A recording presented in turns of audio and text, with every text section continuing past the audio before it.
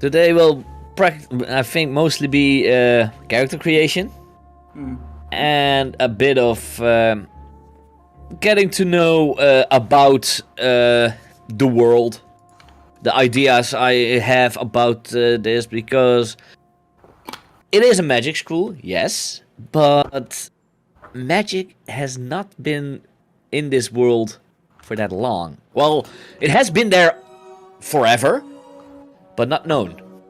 I decided to say that they discovered the secret of magic about 50 years ago. Okay.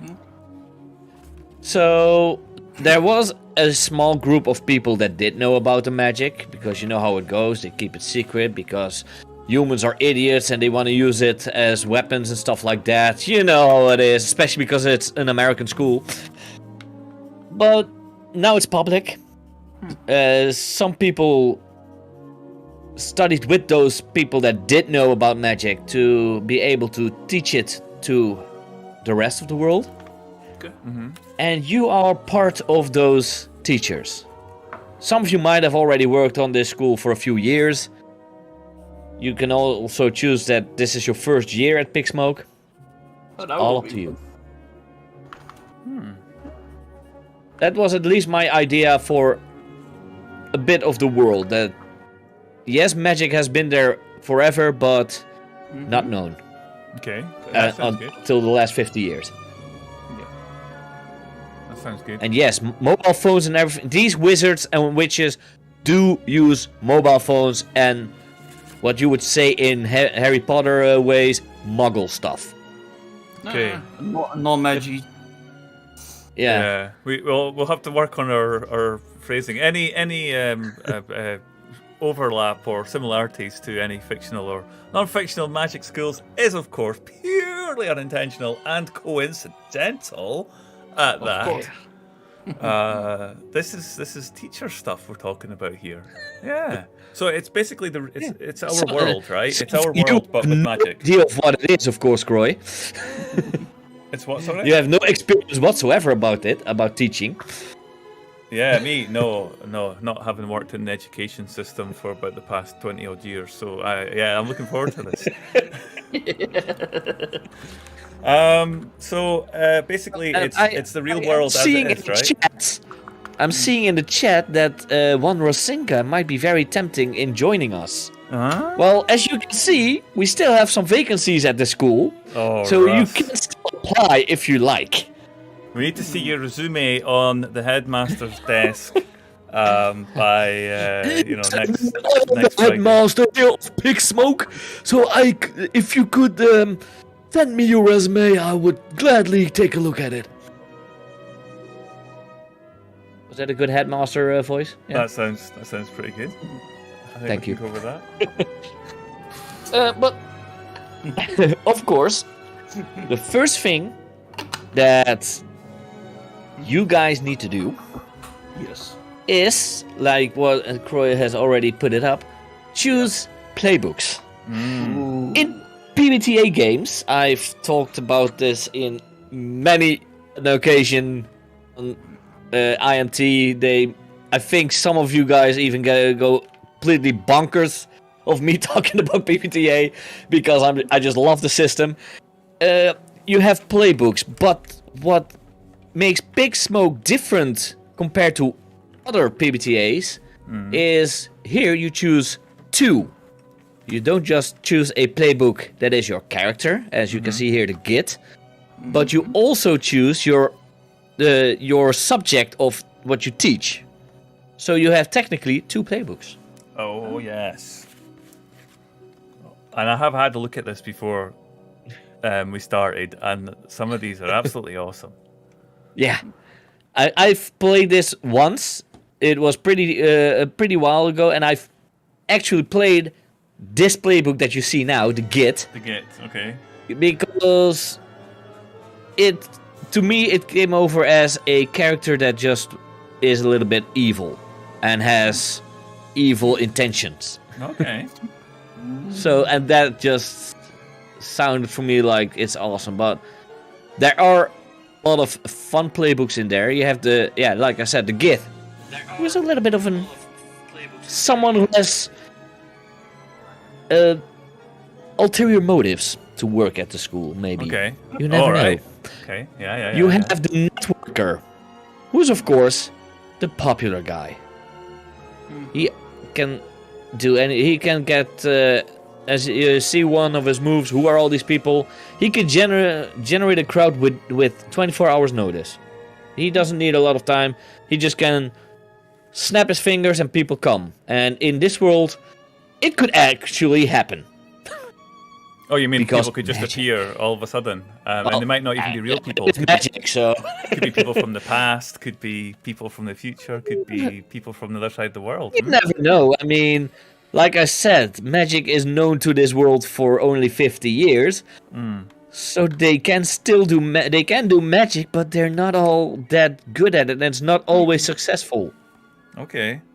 So 50 years Which of research and development into is magic. Still not enough to understand everything that the magical world has to offer. The politician, well, that explains itself, I would say. It's the character that's just, well, hated by everyone, because who likes politicians? We have the rock star. You would say, yeah, he doesn't really like to do anything. He just tries to do, I would say, he's trying to smooch off from others. Okay. The slacker, well, the slacker is completely someone who doesn't want to do anything. Busy doing nothing. Yeah, and the next one is one that I actually do like, the fake. Oh, He works at the School of Magic. He teaches a magical subject, but does not know anything about magic. He isn't magical himself or herself. So it is a very fun concept to play this one. Yeah. So this is almost worse than... because you've actually managed to get yourself into a position of some authority as a teacher, and you've actually managed to blag your way through life, basically passing off something. You are really good at lying if you play the fake. Yeah. Because you made it to be able to get a job at a magic school without even having magic. Yeah. Or, well, probably saw an advert somewhere in the papers and just applied for it. Yeah. Or he's like, well, in the Dutch system, when you are out of a job, you have to send in 4 job applications every month. He just did that and just looked at, I can do that, and he got this one. Fake it till you make it. Yeah. And the albatross,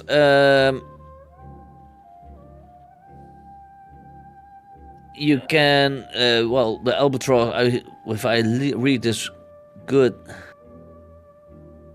I would almost say it's someone who really does know how to get someone to work for you. It's kind of like a vulture, though. Yeah. But they call it albatross, but he has a move called vulture. Yeah. When someone you can see misses a roll, gets humiliated, gets hurt, or marks a burnout box, hold 1, spend that hold to gain advantage on any roll. You can only hold a maximum of 1 for this move. So yeah. And of course, the workhorse. Kind of self-explanatory. This guy, this person does everything to be able to work. And then we get to the academic locations, as in what kind of class you're teaching. You have life and death. So these are departments or classes. Or, yeah, these are the school departments, the next ones. You have life and death. Life and death, yeah, well, you, I would say, necromancy, raising the dead, talking to death, even, and maybe even bring people back to life, or as a zombie. What is life and dead? Does it have to have a soul? Mind bending. I played this one when I played this game, because I thought the Gith with mind bending, he would actually be able to just.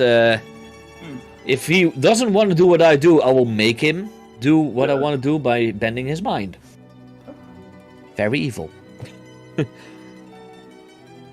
Foresight, well, self-explanatory. You can see you teach the art of divination. Elements. This can be a lot more, as in, because there are 4 elements. You teach magic in that specific element. You can choose a specific element, but you could also say I do all. But they have it saying here specifically.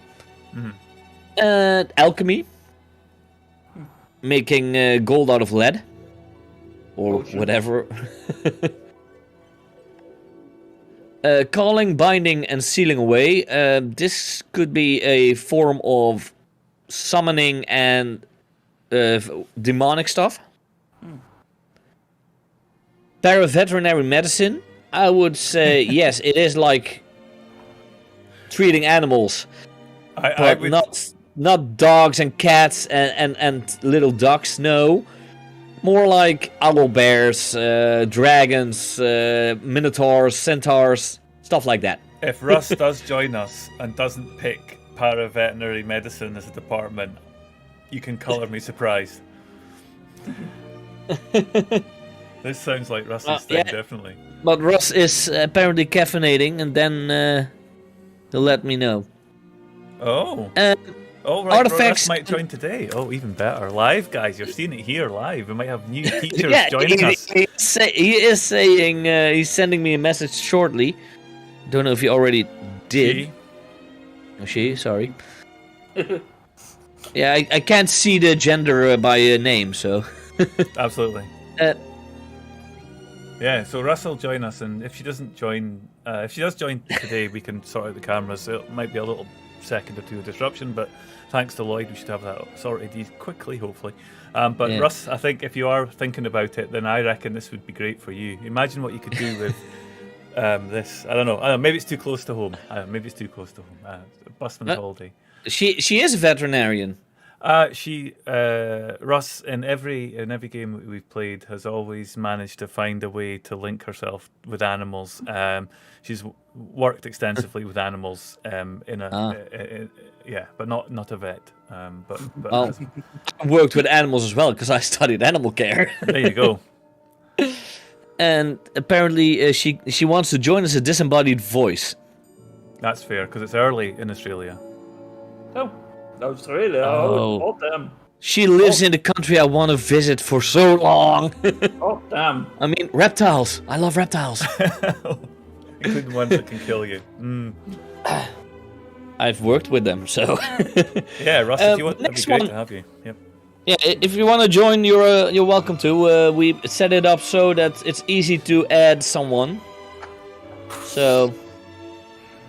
We have artifacts and relics. This was something you were interested in, Majin? Oh no, it's something that got handed to me. It's like this. Well, mostly because he showed me a picture and I got very big Indiana Jones vibes out of it. So artifacts and relics fits that. Yeah, it's about magical artifacts, relics, stuff like that, and they even got a. They do have. Fokai, they have 3 artifacts. So you could say this person might be the fake, the one that doesn't have magic but uses the artifacts as magic. Would be a fun combination, but it's not necessarily the one you need. Yeah, those are them. So wow. I don't know if you guys already made your picks.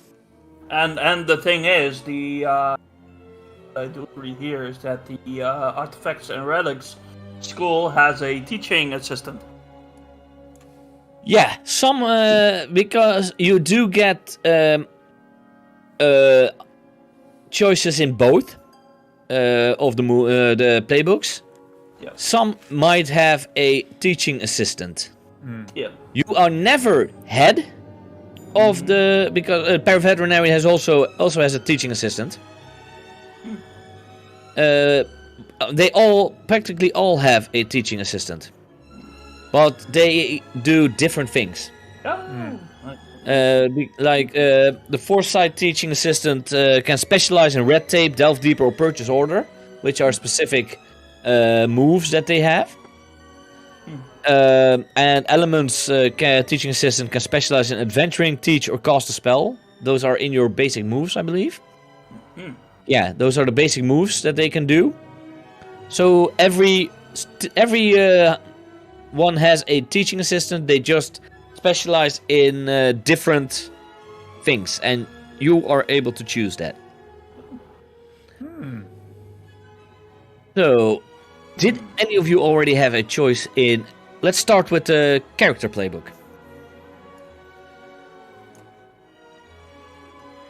Good question. Yeah, you go, Imagine. I go. Okay, good question. I think the Rockstar actually fits. The Rockstar. Yeah, I think I'll go for the Rockstar. Yeah, the Rockstar. Generally cool, mind like a razor, anarchist, and fusion-powered ego. Could be the attitude. Could be. Cool. I'm going to see, because I have the book open as well. Role playbooks.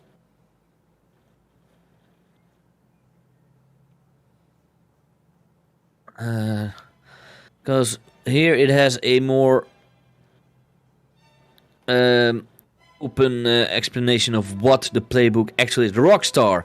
The Rockstar is always brilliant, usually young, and often arrogant. They burst through boundaries, ignore restrictions, and scrape through appraisals and disciplinary proceedings on the sheer strength of their work. So long as they keep publishing high-quality, incisive content, they're basically untouchable. But that talent comes with a cost that even the Rockstar must pay.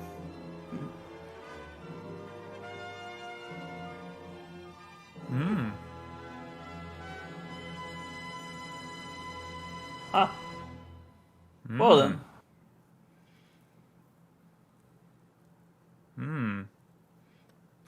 Do we know what the cost is, or is that just part of the examination of the character within the game? That is something we are going to find out with the character, because that's something I could create for the character.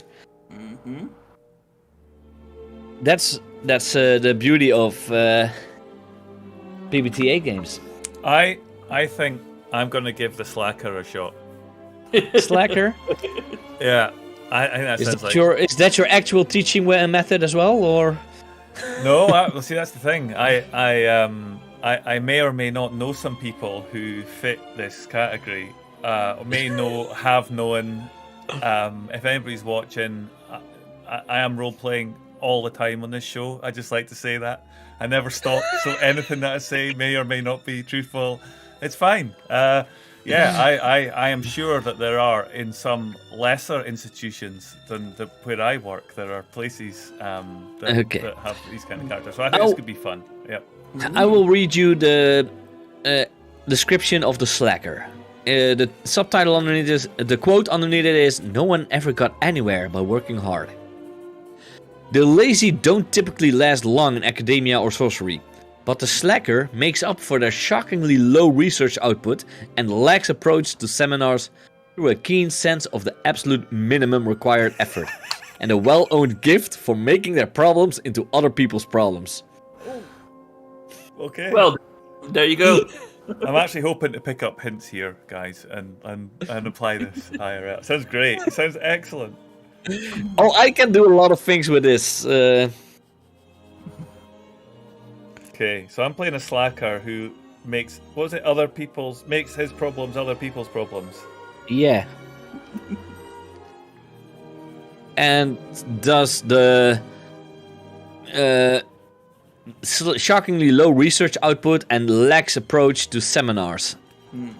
Okay. Through a keen sense of the absolute minimum required effort. Oh, I love it. So I'm going to basically turn up late to tutorials and stuff. Late not to, so- to but your not own class so and late. such. Yeah.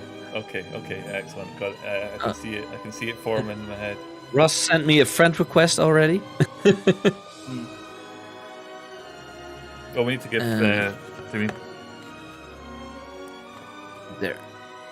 Yeah, she's sending me a message. Lax attitude to teaching, basically. And she wants to join. Yay! It's totally okay. Yay! Excellent, Ross.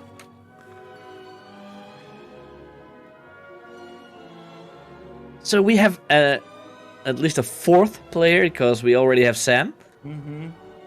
So right. So what I'll do, without breaking anything. Oh, is Aborosh Kanpachi also a Dutchie? Because the coffee man.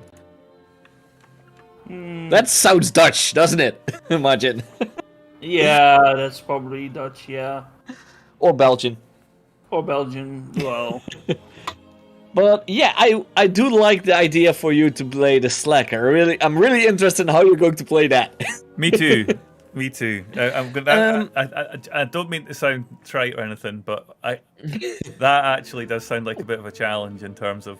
Hellevoet sluis. Yeah, I like it. Okay, good. I'm for it. Yeah, Russ. If you join just join the channel, then we can pull you in. Yeah, join with voice if you can. Yeah, just join general and we will pull you in the stream in channel. I think Russ has access here. Hang on. Or if she has access, then she can immediately join. I'll add Russ. Russ is also a moderator on my own channel as well. Oh, okay. So, highly responsible.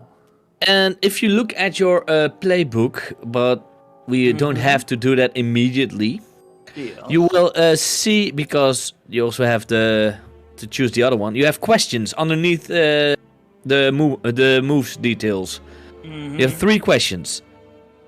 Those are questions to create your character, but you have the choice of answering 2 questions of this playbook and your house, you could say, of your direction that you teach.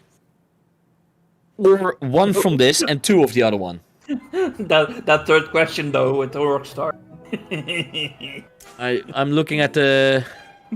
I was looking at the fake, the slacker. Oh no, the slacker has them on the main page. Yeah. On the first page. And yeah, I see one move that really fits the slacker. The sorcerer's apprentice. Learn to do chores with magic. They were just so sit in his chair and they're like. Hey, Russ. Hi, Russ. Oh, no, wrong one. Nope. No, Russ. Hi, Russ. There. Hello there. Hello. Hey. Hello. There we go. Oh, and everything moves. I'm no longer. I'm Margin now. I'm no longer the GM of the MC. No. Yay! Hi. Yes. How's it going? Hello. How's your birthday celebrations going, by the way? Good. Done. I managed to drag it out like 3 days with time zones. It was awesome. Works well. Do you know Majin and Skoon? I think I've played a game with Skoon. Maybe the Pirates one. Which one? Pirates. Was it Kadari's Pirates when he was? Yes. Maybe. Or maybe it was the one before that. Who was the I played a dwarf rogue. But not vaguely. Anyway, you passed. I don't IMT. think so. No. You passed. Welcome to this game. We're going to be playing every other Saturday, and this is session 0. Wait. Did you bring your resume? I mean, it's like 6 a.m. or 6:30. I will send one to you shortly. What would you like? I'm just kidding. I was thinking, let's start the roleplay a little bit. No, if you look in are you already in the chat of Pigsmoke on I think so. Discord? Yeah. In the players, I have the playbooks pinned and the basic move sheet, so you can download those. Then you have a look at what playbooks you can choose. You have been listening. Yeah. Yeah. Mostly So while making coffee. Yeah. yeah. So like I said, you have a choice of two kinds of playbooks. You have the specific character playbook, and you have your teaching department. So we already have. You are going for the Rockstar, Majin? Yeah, I'm going to be the rockstar of the Department of Artifacts and Relics. Okay. Say that 5 times in a row. Okay, do it. I would say do it. That's your application method. Go. Majin is the Rockstar and does relics. Yeah, I'm going to write it down in. And I'm just putting in that this position has now been filled by our latest recruit, Rosinka. So that's awesome. Let me just go and turn off the job wanted sign. Position is no longer vacant. Yes. One isn't, but we still have a vacancy. So if anyone is still interested in joining, you are still welcome. So we have a rockstar that teaches artifacts and relics. We have a slacker. Do you already have a department chosen, Croy? Okay, let me do that. We've got a picture for Russ. Once we've got character, I guess, and we'll put that in play. But we do have Russ with us. But I'll sort that out in just a second. Yeah. So, do I have a department? Let's remind ourselves of the departments for myself and for Russ and for everybody at home. You are allowed to choose the same department, but I think it's more fun if you choose different departments, because then you have more chance that you need each other in a way. Yeah. So what did Majin choose? Majin chooses relics and artifacts. Okay. So you have life and death, mind bending, foresight, elements, and then you can choose a specific element, alchemy, calling, binding, and sealing away. Paraveterinary medicine, but I think we already established that Russ would take that one. That was being presumptuous on my part. Okay. I mean, artifacts and I relics? could. Yeah.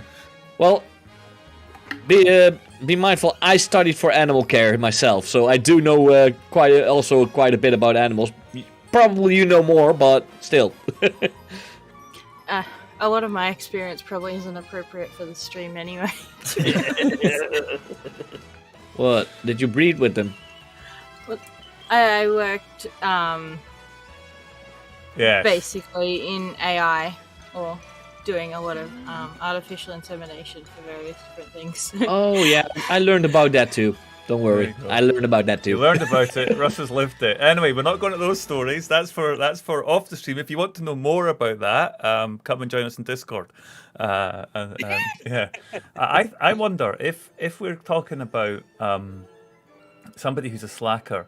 There are certain things that would enable somebody to be a slacker. There are certain skills that a slacker might require in order to be able to just fend off. I feel where you're going to. I feel what direction you're going to. So foresight. I think foresight and knowing that there's a little bit of other things, and there are going to be other people in other places doing other things, and there's going to be other things happening at certain times that you can.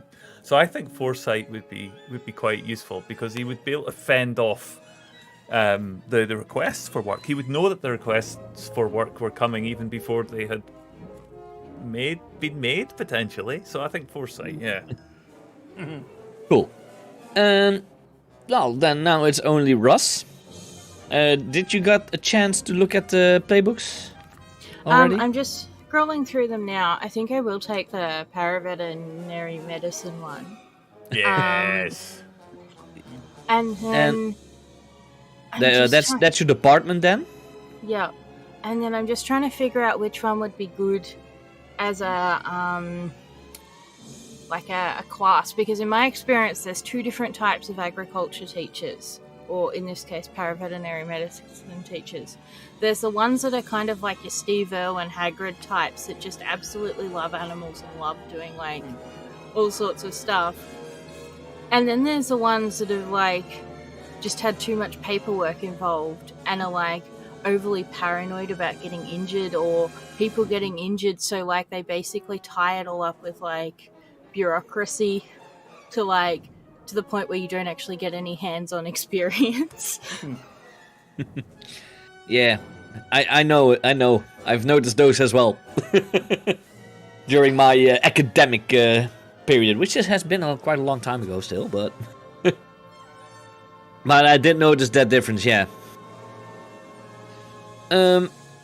But did you already? You have your department at least, but do you know which character playbook you want? I think I'm tossing up between the politician and the maybe like the workhorse or something. I will read you the explanations or the short things they say about the characters. The politician. The quote underneath it: "If you want to get ahead, you've got to play the game, the right game." The politician is a careerist, with one eye firmly on their tenure, and they play the bureaucracy and the greater structure of the university to get what they want. They know who holds the keys to power, which forms permits which behaviors, and how to secure their gains against competitors. The politician doesn't care much about research or teaching, except as such things further their career. So the politician is really the one that just wants to make a career. And your other choice was? Workhorse. The workhorse. The workhorse. That's the last one. Completely under fit. Workhorse and being in veterinary. Yeah, that was kind of... The quote. That doesn't even crack the top 5 strangest things I've been asked to do today. I'll put it on the list, shall I?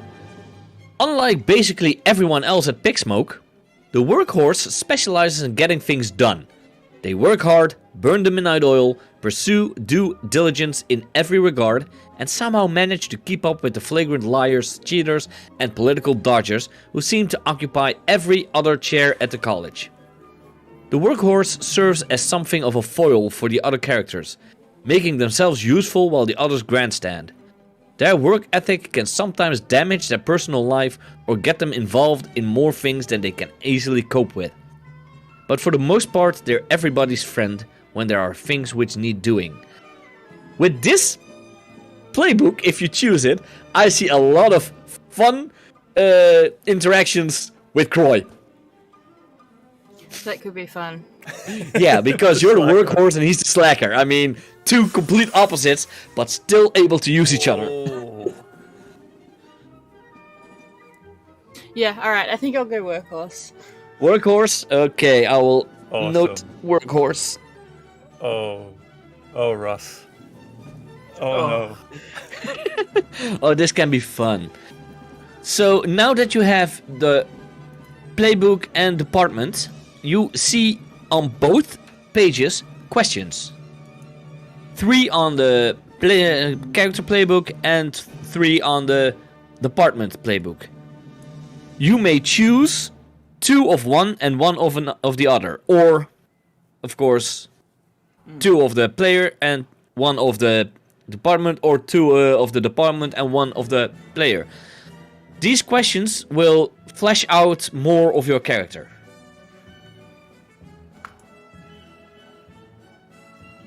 So let's start with Croy. Your slacker questions are: what piece of work haven't you started yet, despite the deadline being tomorrow?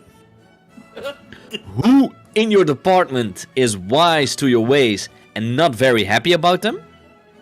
And which one of your friends is tired of you letting them down? Those are the specific player questions. Then we have the foresight questions. Who has the heaviest weight of destiny upon them? What omens have accompanied the start of the new academic year, and what do they mean? And make a prediction about the way things are going to go. Okay. So that's more. So the last one is not really a question, but more something you're going to do. Yeah. I think you are able to choose 2 of foresight or 2 of slacker, and 1 of foresight or slacker. I like the last one. You have to have at least 3. Yeah, I like the last one that you took, which is make a prediction, because that'll be fun, won't it? And it's quite easy to make predictions. You don't ever have to do anything; you just have to make the prediction. So as a slacker, that's me doing some work. That's just basically dead easy. So that sounds like okay. And then somebody in the department or somebody in the school is wise to my to the fact that slacker. Hang on, where is it? Do I see these? Yeah. No. Yeah, it's that's higher. Oh yeah. No, you're now too far. Yeah, it's got on it, your got it. first Thanks. page. Yeah. What piece of work haven't you started yet, despite the deadline being tomorrow? Has to be one. That's fantastic. I love that. Okay, and you still have 1 question that you may choose. Let's see, slacker. I need to copy and paste the question because I need those answers for story creation reasons. Yeah. So who in my department is wise to my ways and not happy about me? Yeah, that sounds good. Okay, and the last one was also Player. oh yeah, who in your department. So Yeah. this can be an NPC. Okay. That last question. So Okay. and that NPC is one that you will create then, but we will add that NPC into the story, of course. So make a prediction about the way things are going to go. Yeah.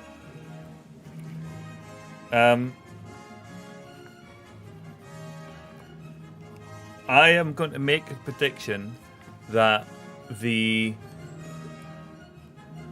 next intake of students is so vast that they couldn't possibly get rid of me, because they're going to need me to work there. They're going to have me. They can't get rid of qualified staff because it's just going to be so busy.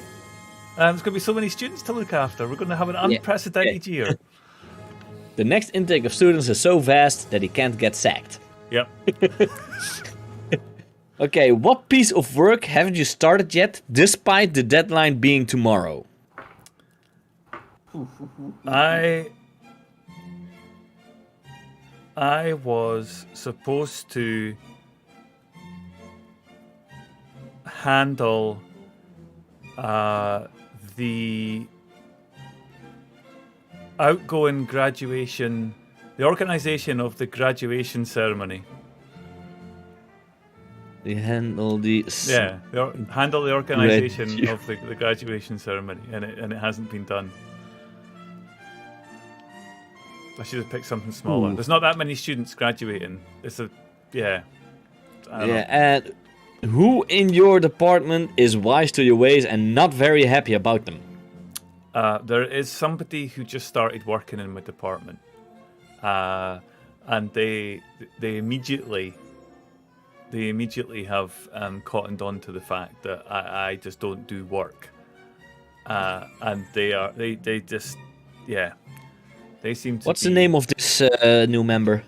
This is Garland, 3-piece. Garland. 3-piece. Three-piece? 3, THRE, the number 3. Three-piece, okay. Three-piece, okay. Is this a human? I mean, it is a magic school, so not all members of staff and all are humanoid. Oh, or really? human.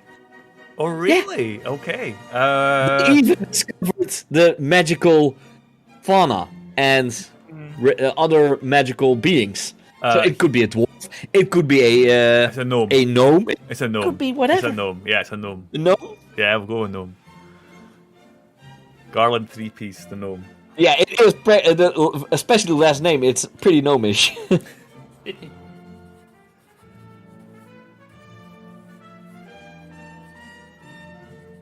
No, sightseer, I wouldn't name it because it is the department of divination, you could say. So organizing a small, graduation is maybe a bit grand, but it's like a passing out ceremony type thing of the department. So it's not the big university school. It's not the big school-wide one. It's the department. Yeah, that's cool. Big occasion. Lots of proud pupils, proud parents coming to the school. Yeah, that sounds good. Okay, those are Roy's. Then we are going for Majin. Okay, so I already tried things out. Yeah, So. let's see, the Rockstar. Your questions of the Rockstar are: who is jealous of your success? So who is trying to ride your coattails? And what wildly irresponsible thing were you doing with the undergrads last weekend? Okay, so let me go for the wildly irresponsible thing I did with my undergrads. I lost them in the dig site. Oh. I might have lost a few undergrad students.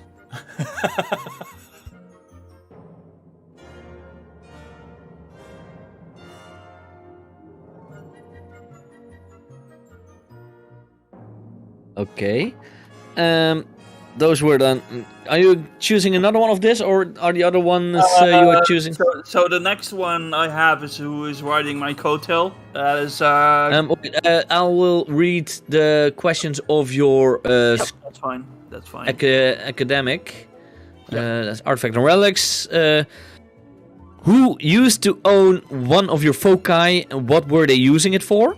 Nope. Which very important relic has gone missing from the department stores? Why is that bad? And what did you bring back from the last dig you were on? So what I did bring back is an Egyptian cartouche. You know what it is, right? Yeah, whatever it is called.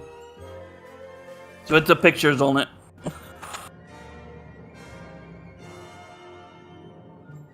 A tablet, you mean, with hieroglyphics on it? Yeah, they call it a cartouche. Like the one from... Stargate. Huh? Stargate. I haven't really watched Stargate, only a few episodes. Here and there. No, but I was thinking that thing from Night at the Museum. That makes everyone... That's also an Egyptian artifact, so...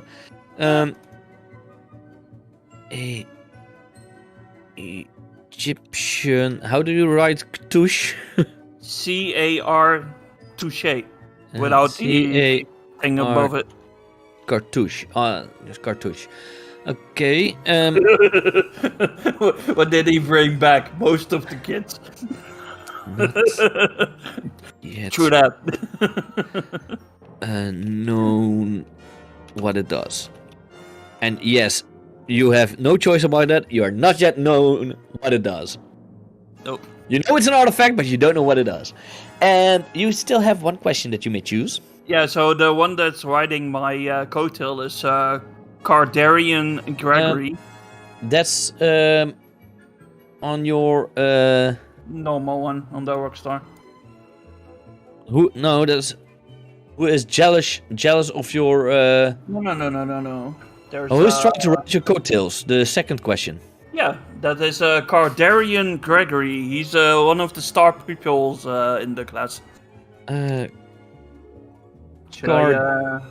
Darian. Yep. And the last name was? Gregory. He's a star pupil. The star pupil.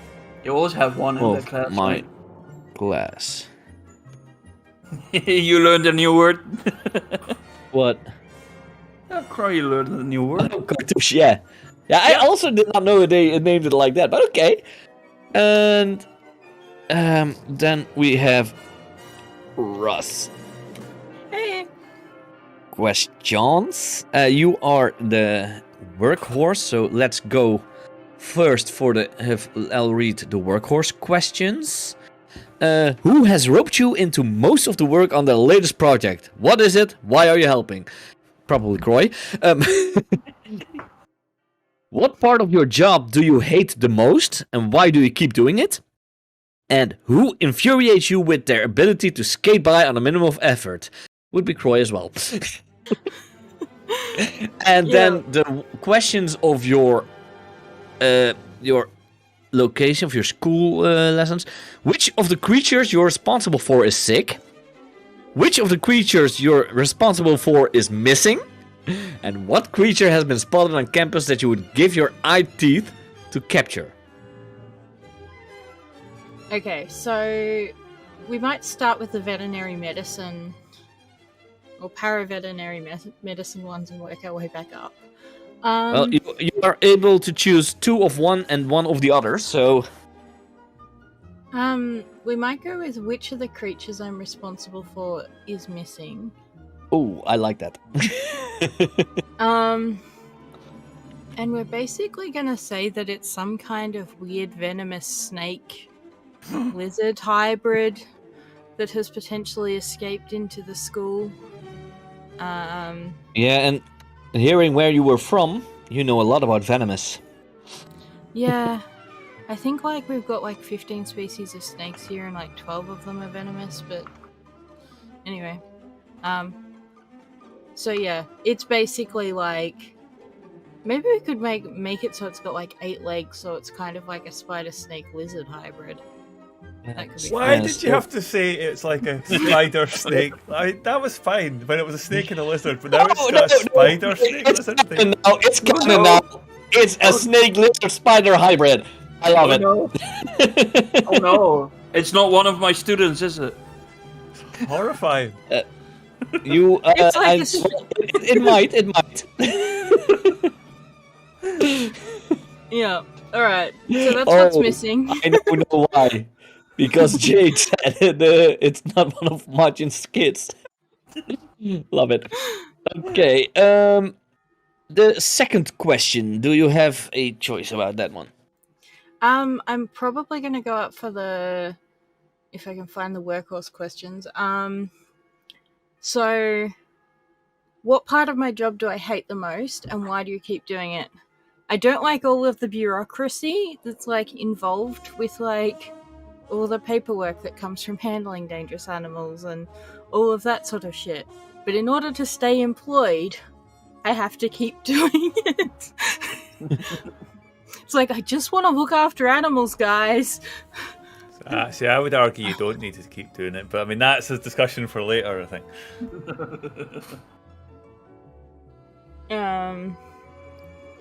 And then maybe who has roped me into the most of the work on the latest project? What is it and why are you helping? I'm gonna say that even though I was making the joke about Croy, you can also make it a NPC that we can add into the story.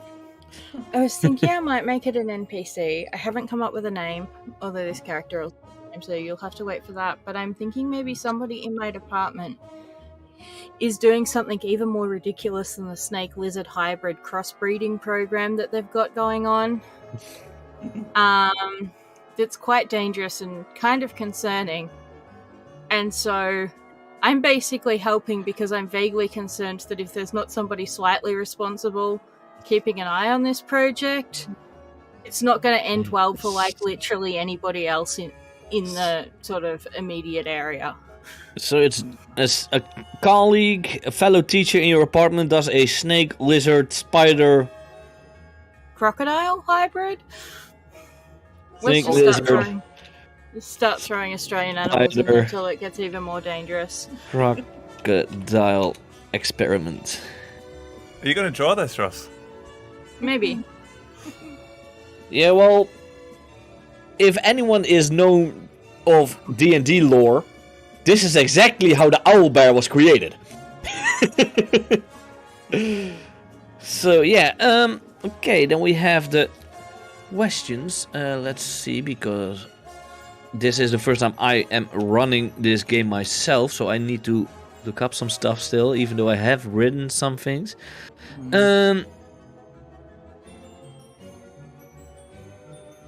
Yeah, okay. Then let's see. It already says like as soon as you have these questions and everything, we can start a little bit of playing. Could do that. So we can practically start with you three, which is good.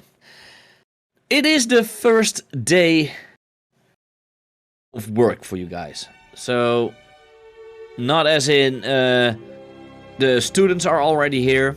It's the weeks before that the teachers have to prepare. So, you are all getting together in the common room, and the headmaster is going to talk to you guys. First off, how long is each of you working at Pigsmoke? Are you all brand new teachers, or are some of you already working here for a while? I think this is my second year that I'm there. That's why I have undergrads. Yeah. And I also need, of course, your character names. Okay. So my title, and I'm Victor Evans. He's 32 years old, has a beard, has a hat like this. Victor Evans.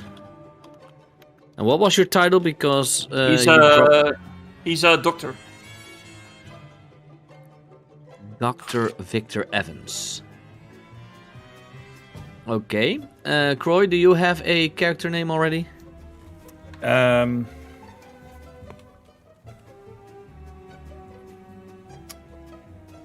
So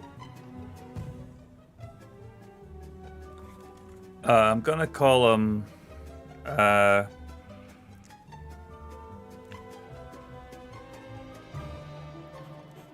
Jonas.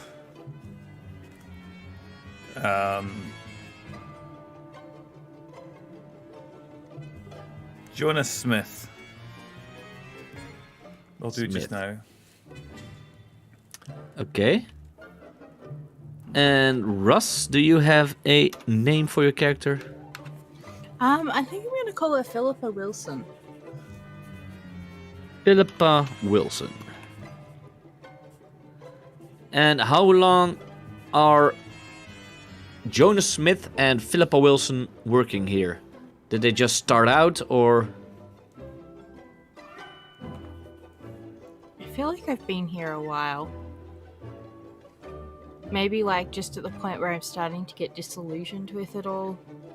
But like the honeymoon period is definitely worn off. So like maybe like 3 or 4 years. Okay, 4 years we'll say. This is your 4th year then. Yeah. So you and Jonas Smith, how long is he working here? If 3 or 4 years is what it takes to get disillusioned, I think Jonas has probably been here for at least twice that amount. So I'll say 7, 8 years. Then we'll say this is your 8th year.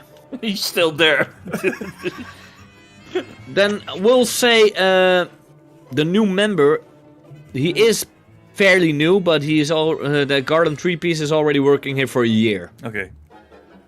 Because otherwise, this is the first day that you all are starting, he wouldn't know how you are. Yeah, that makes sense. Okay, cool.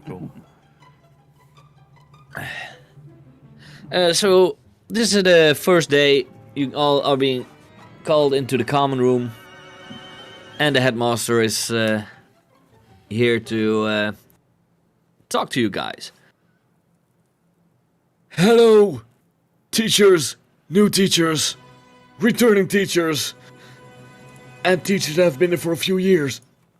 Welcome again to Pigsmoke. This year, we're going to make it a better year than ever. We need to have the student deaths be at a lower number. Last year there were about 50.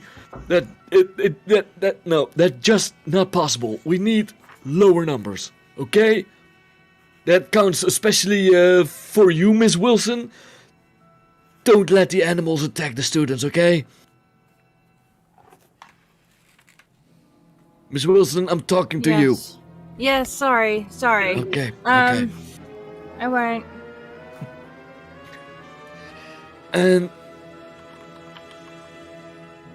And I've heard about something that happened, Mr. Evans.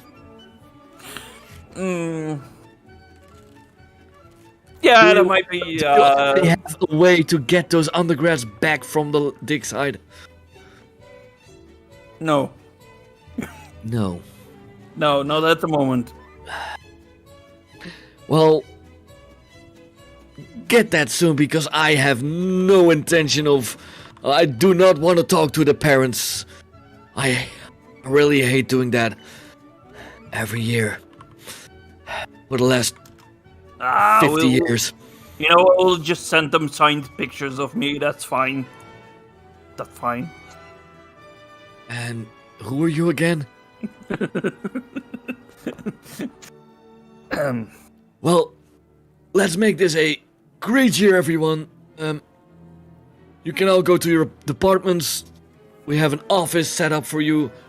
Your old offices are also still there, so have fun. Hey, that's no bad, eh? That's good. They've managed not to notice me again. I'm away off for a coffee. Anybody coming? Oh, sure, I can use coffee. Better clean cages. They will notice you, Mr. Smith. 3-piece. Had your I'm gonna wish. make sure about that. Had your wish, man. Come on. Don't even ragging on me like that, you know? You've just been here a year, man. You just got in. What do you think's going to happen to you if you make a noise like that? I've been here for 8 years. You're not going to just calm down, will you? I will find a way. Don't you worry. I will find a way. No way, man. Good. Nice try. Try again harder next time, hey? I mean, he's part of the furniture. I mean, we can't get rid of him, so... You need me. You know what it's like. You need me. If I'm not here, how would you have known that roof was going to fall in? That was me. I saved this. One more thing. The headmaster is calling you back. This year the number of students is an epic height. So, be cautious of that. There are 3 times as much students as we have last time. That doesn't mean the number of students dying may be 150. Because it were 50 last year? No. But there are more students. Called it. I knew that was going to happen. We probably lose them. No, we are not going to lose the student, Mr. Evans.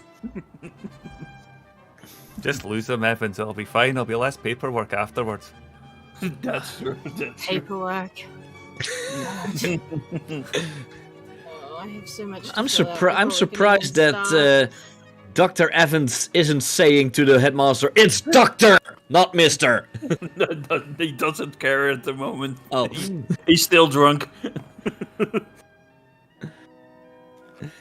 So, now you may choose if you go to your department or do something together first. Come on, let's get a coffee. Yeah, let's. Come on, Philippa. Come on, don't worry. You need some caffeine in you. It'll make you work harder. Or slower. I've got so much to do, though. One coffee, come on. Alright, I'm coming. I think I forgot something, but keep going. You have to factor in a wee bit of rest and recuperation, you know. Otherwise, you'll burn yourself out. One of my department mates is crossing crocodiles into the snake lizard hybrids.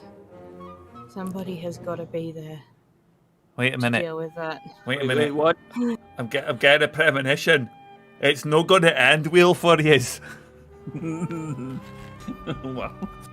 Wait, is there a move that you can do for that? But I still need to see. I don't know if it is, but I was totally being sarcastic. Even if it was, I don't know. Is that a move? Could I actually see that? Oh, that'd be hilarious if I actually had to do some There are work. compulsion moves. These are moves which take control of another character and compel them to act in a certain way. But there are, and you still need. We are still not even done with the character creation. That's sorry okay. about that. We've had a bit of an introduction to the characters. Yeah. Choose your name, look, and classroom details. You can do that if you like. Fulfillment criterion. You all have a fulfillment on your playbooks. I believe they are mostly... Yeah, they are mostly on your department fulfillments. You may choose a fulfillment criterion. The abilities, you may assign a +2, a +1, a 0, and a -1 to the 4 abilities. Okay. And 2 starting moves, 1 from each playbook you have. So 1 of your character, 1 of your department. Oh, okay. And then you get a bonus or not, depending on your playbook. Looks like it. Okay.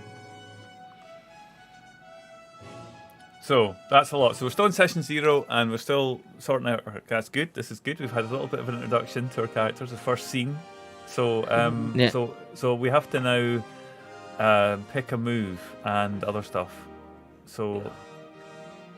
Yeah, one you get 2 moves, 1 from each playbook. So 1 from your character, 1 from your department. Everything I know I learned by doing group projects. Yeah, on the second page there is a bigger explanation of what the moves do. Okay. So we add a minus. Oh, it's beautiful. 1, 2, +2.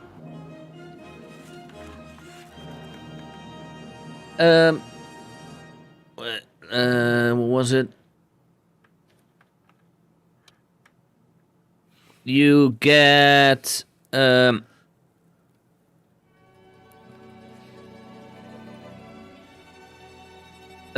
was it? Character creation. A +2, a +1, a 0, and a -1. Okay. To bureaucracy, charisma, research, and sorcery. Okay. Cool. So I would think for the slacker, charisma would be very high. Otherwise, they wouldn't believe you. Okay. But it's up to you, of course. Yeah, I need to stop reading things and listen, because I was totally lost in a whole wee dream there about looking just at the moves. I was just like, they're so good. They're so good. Yeah, they are really good. There are such fun moves. I don't know if you already printed out or have the basic move sheets, because the basic move sheets everyone can use. Yeah. Well, in true slacker tendencies, I have not shown the basic move sheet, so I'll do that now for everybody at home. Yeah. It's a bit small, actually. Let me zoom in. Sorry, I was also reading. What were the stats that we get again? Plus 2, plus 1, a 0, and a -1. Cool, thank you. And you may choose where you put them.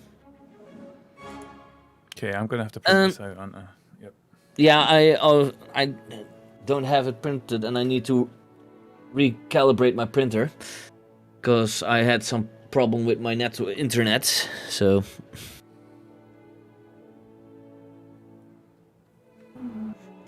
Okay. Okay. This is awesome. Like the opportunity for just so much going on is, I love it. It's so much fun. Right. Yeah. Well, if you've done those things, apparently you are also able to answer some questions about the dean. Oh. For what kind of dean it is. And yeah, the dean is Pigsmoke's almighty leader, the driver behind the university's every scheme, the causa causans that brings education or a reasonable facsimile thereof into being.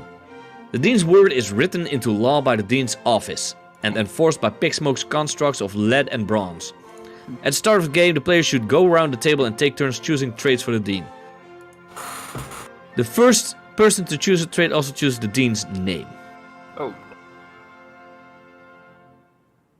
So, shall we just go the way I see you guys on Discord or on the character sheets on Twitch?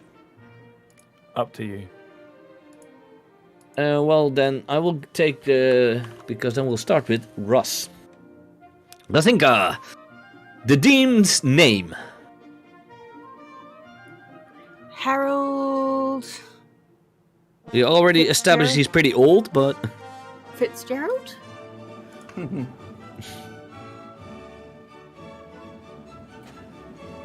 Gerald Fitzgerald. Harold. I mean, Gerald Fitzgerald sounds better. Gerald Fitzgerald. Can't take anybody. I love it. It's so good. This whole thing is set up to be such a farce. It's brilliant. And a trait that the dean has. You may take it from what I've just roleplayed him as, but you can also just invent something. Pedantic?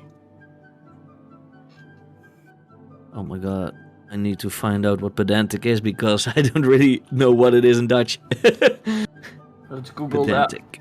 Yeah. Lover of the smallest of details and never shy of correcting anybody. Always the small stuff. Kind of nitpicky. Attention to detail if it's positive, but nitpicky if it's negative. Unscrupulous and kind of like you need to make sure all of your forms or anything that you send to him has had like all of the I's dotted and T's crossed and all of that kind of shit. I do see him like that. Well, you know, there's also a choice which I like in the descriptions of the questions. The dean's name is, and then there are some examples. The lowest one I love the most. Unpronounceable in mortal tongues, but we call it the dean. Okay, next on my list is Croy. Your question. Yeah. The dean's nature is...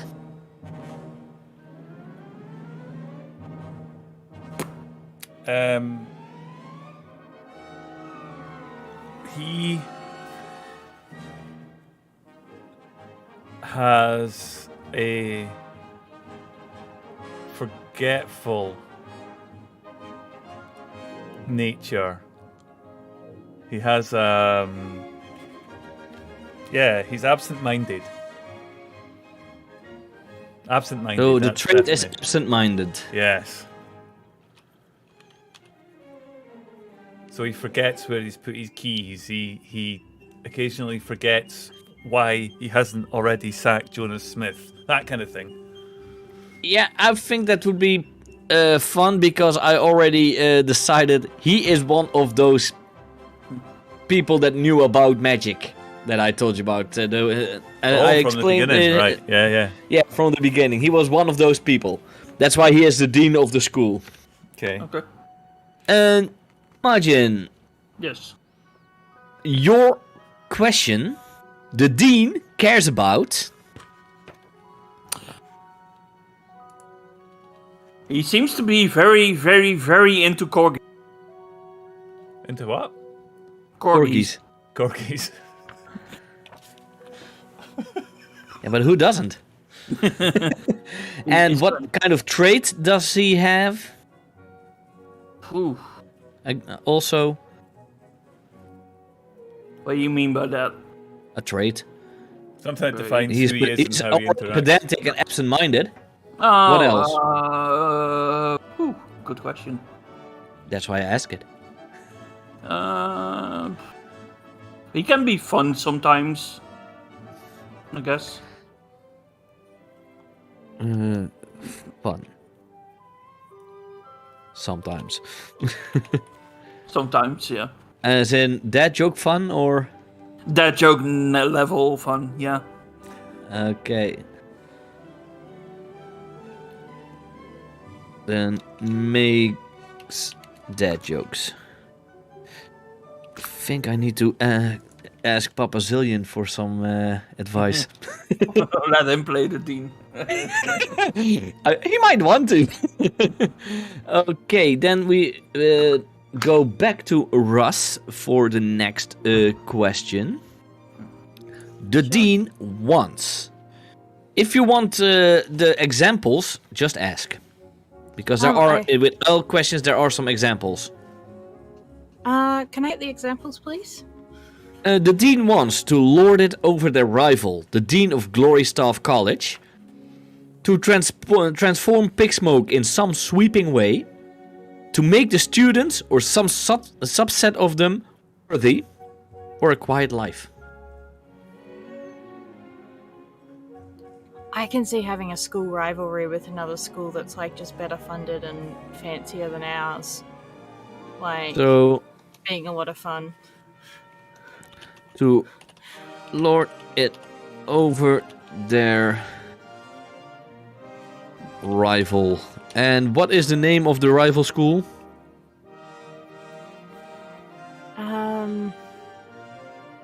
Because they do say Glorystaff College here, but it doesn't need to be that. I mean, Glory Stuff does sound like a bunch of assholes. Then we'll make it Glorystaff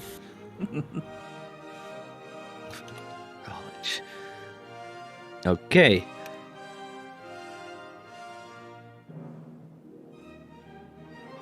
Ignore.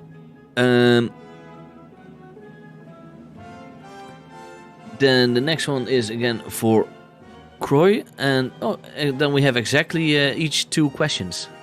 I'm not gonna add more traits. There will be another trait, but that will be for Sam when she joins. The dean's vision for Pigsmoke is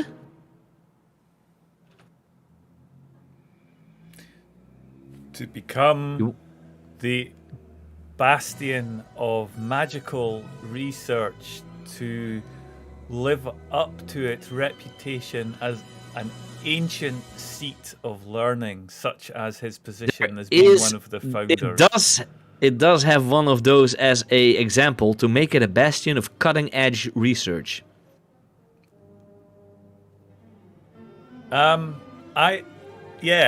I like that. That's kind of part of it. It's also that it's to become an ancient university known for cutting-edge research.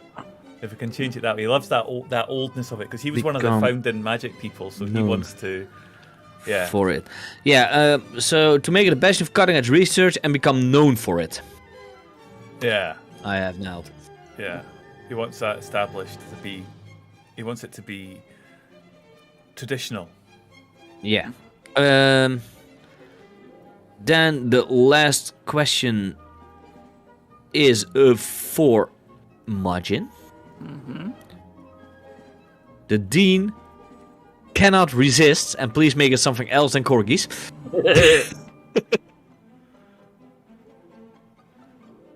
He cannot resist. What can he not resist? Examples are gambling, promises, a fight, making cryptic decrees and pronouncements which must be obeyed, or silver and holy water.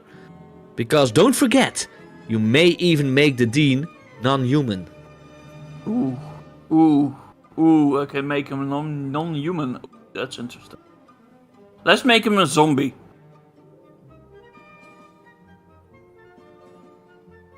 What do you guys think of that?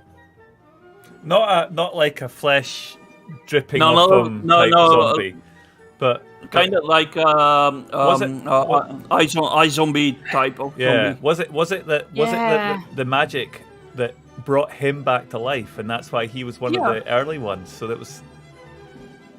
Yeah, that would be fun. Is he undead? Then he is undead. What would be something that he cannot resist as being a immortal kind of creature?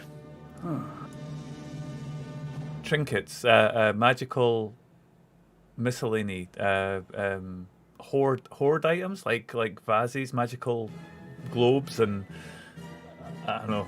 Is he a collector? Magical snow globes. I like it. I guess the other Magical. option is that you could go super dark and make it like Corky Brains or something. He has a breeding program to feed his addiction. Magical snow globes. Okay. We also have some questions about your departments. Look at the picture of him I've got. What do you think? No. But the one down on the top. The only thing I think is missing, I feel like he needs a beard. Okay, hang on. Or a mustache. Okay, let's see what we get. The departments also have their own set of questions. Not a lot. But we are going to do those. And the first one that I see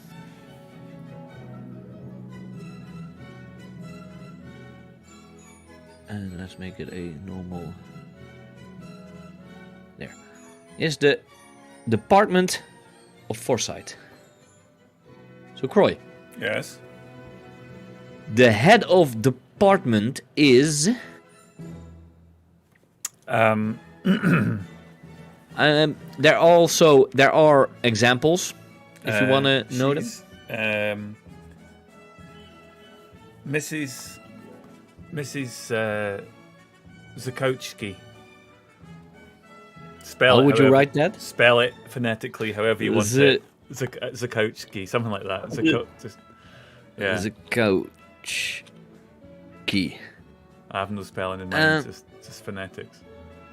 The way they say it here is as an example, a blindfolded seer of the old school who frowns on the more worldly uses of prophecy. Or an ambitious schemer who meddles endlessly in the lives of others, including yours. Foretold by prophecy, they will come to the department in its time of greatest needs and deliver it from peril. Are these examples? Those are examples. I think. So what? Yeah, I think that she has some sort of inclination to meddling. I like that idea that she tries to interfere with other departments so as to better her department. She focuses on sabotage. She sabotages other departments as best she can. No. Just so that she can get her status up.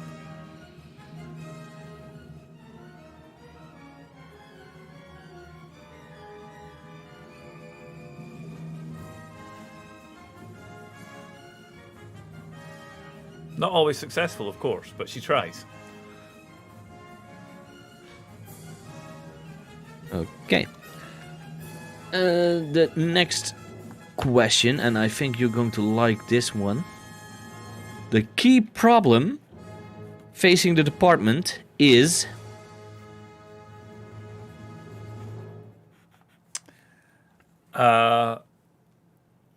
The departmental administrator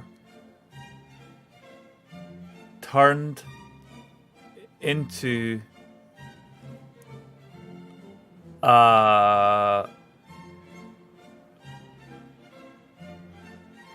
macaw. What, the departmental administrator? Turned into a macaw. A parrot. And so the macaw is trying to do the administration of the department. Is a macaw. Is a macaw. Yeah, turned into he was a human. He was doing the administration, but then turned into a macaw. Yeah. And is it known by whom? No.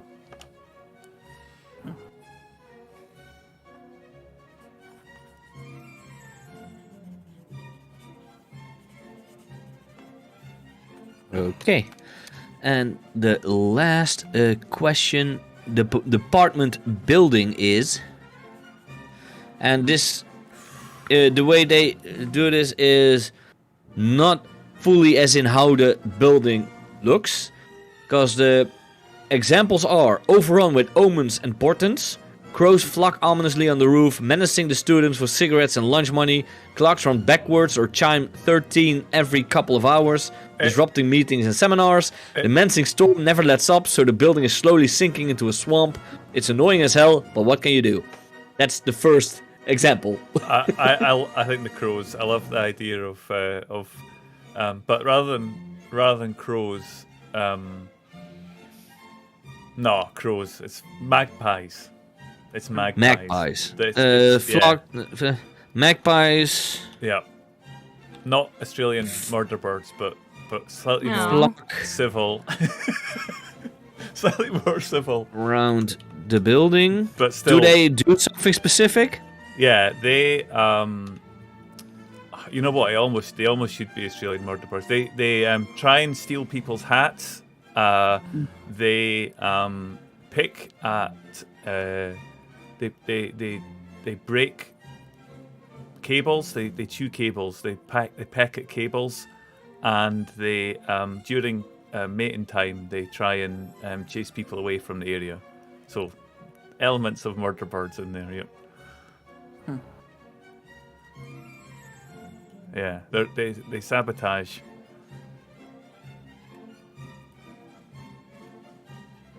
Okay, I like it. Then we have the next department that is the first one. Capsa. I think Capsa is the artifacts. Let's see. Oh no, that's calling, binding, and sealing away. They call it Capsa. The Department of Para-Veterinary Medicine. Cool.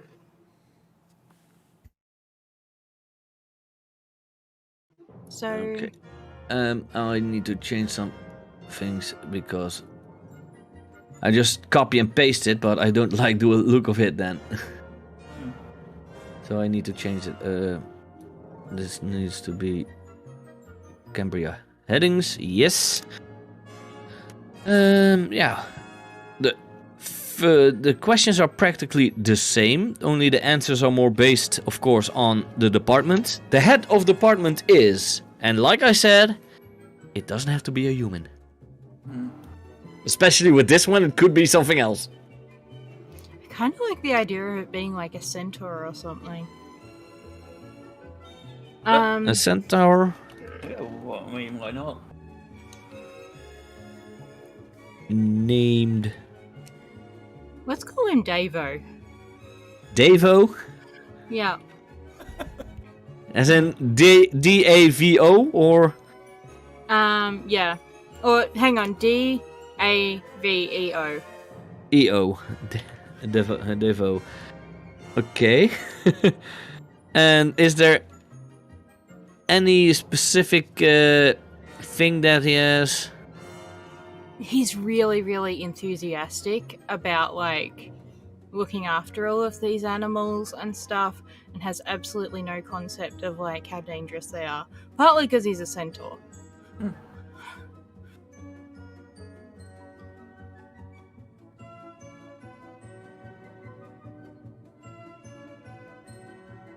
About magical creatures, but oblivious to the dangers. Right? Yep. Then we'll make it a really dangerous person. The key problem facing the department is... High level of death among students. Straight away, no questions. high level of He death. did just get called out in a meeting about, like, not By murdering the- students.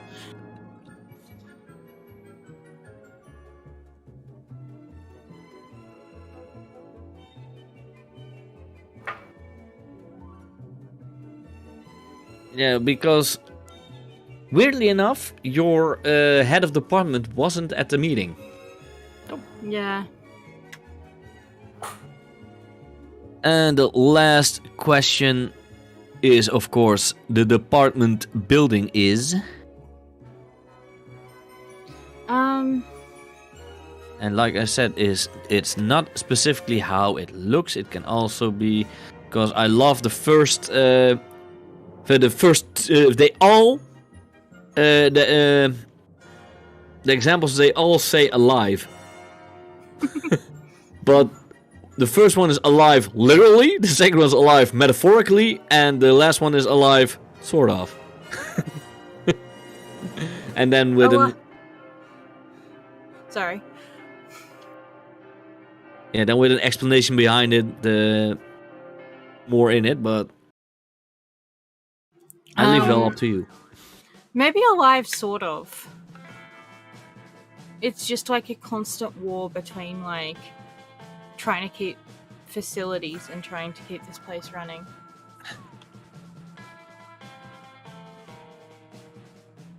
The explanation they have with the sort of is in a new and interesting way. It's not live as anyone currently understands it, but there's a wealth of research papers in it. If you can keep the other departments from claiming it, from claiming it's an extraplanar entity, a sentient artifact, an alien, or somehow otherwise taking it away from you. That's the explanation they give. So in what way is it alive? Sort of. Could we just make it that there's a shit ton of termites in the wall? And that's how it's alive? Or there's a bunch of, like, creatures living in the walls? Random escapees and Okay, stuff? it's not held up by beams, but by creatures living in the walls. Love it. Does anyone know about this, or is it just... I mean, you can kind of hear, like, the scurry of stuff as it moves through it. So, like, people would potentially be aware, but, like, it's not widely publicized. Maybe there's a weird smell every so often. I don't know. of sounds and smells come from the walls. Almost like a haunted building. Okay, then the Department of Artifacts and Relics. Yep. Well, this there. Okay. Well, the questions are still the same, of course.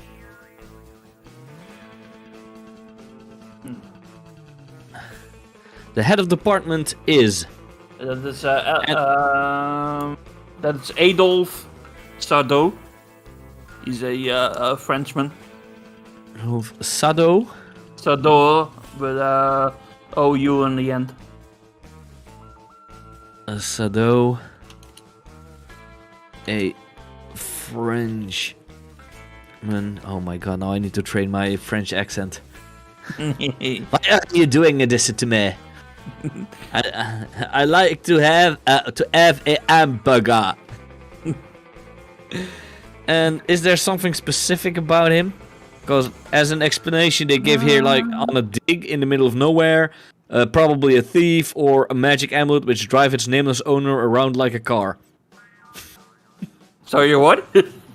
Yeah, the last explanation example is a magic amulet which drives its nameless owner around like a car. It's got a bizarre grasp of time, only writes in an obscure dialect of Middle English, and it's almost certainly up to something untoward, but it's still better than the other candidate. That sounds cool, though. That sounds cool. Shit. Let's go for that. Let's go for the amulet. Yeah. So, where I'm going to say a Frenchman wearing a amulet that more creepy amulet. may not be the head of department. Last time Egyptian amulets came out, they either took control of people. Yeah. Well, I like it to do it like this, wearing an amulet that may or may not be the head of department, so we can still have it a little bit of mysterious. Yeah. Could the amulet be the head of department? Yeah, that may or may not be the head of department. Yeah. Okay, next question. The key problem facing the department is... You want the explanation, the examples? Yep, give me the examples. Turns out, if you keep relics in close proximity, they can set up some dangerous magical resonance. The department has a lot of sorcerous oddments in a very small space, and the effects are starting to show. Silver lining though, plenty of material for research. The second one, an audit. The department's always been a bit laissez-faire about letting people borrow artifacts, and now the supposed inventory bears almost no resemblance to what is actually in the reliquary. Better fix that before the dean finds out. And the last one, the thing, someone built it, certainly, but even they're not sure exactly what it is, what it does, or how it does it. Anyone really knows is that it's doing something. Better hope it's nothing bad. Let's go for the way too much magical items in one place.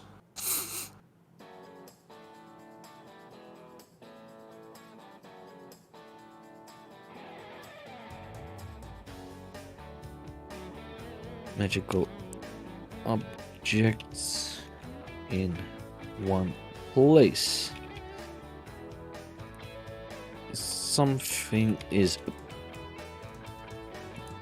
bound to go wrong. There. First it starts with losing kids, and then probably something else, and you know. Yeah, and I gotta say, I do like this headmaster. Yes. It's the one bottom left, right? And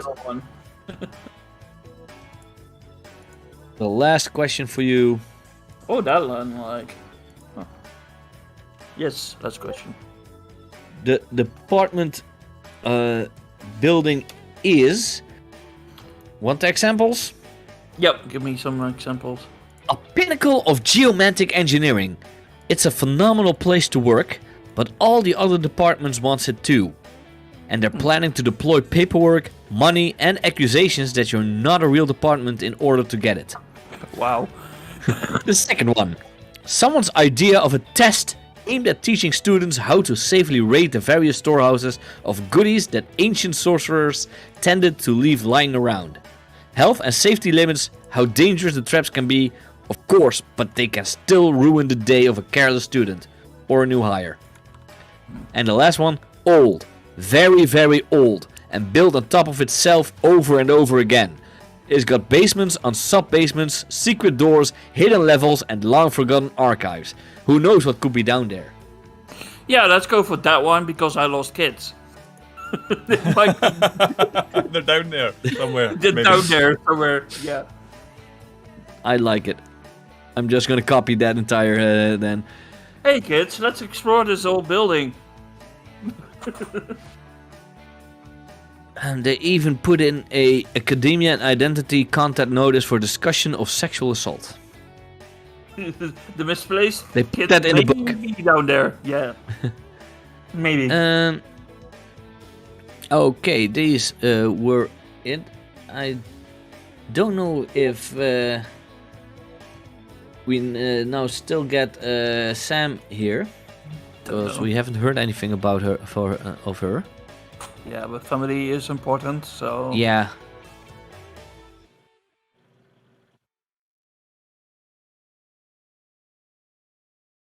Okay, I missed the head of artifacts and relics doesn't really look French, does he?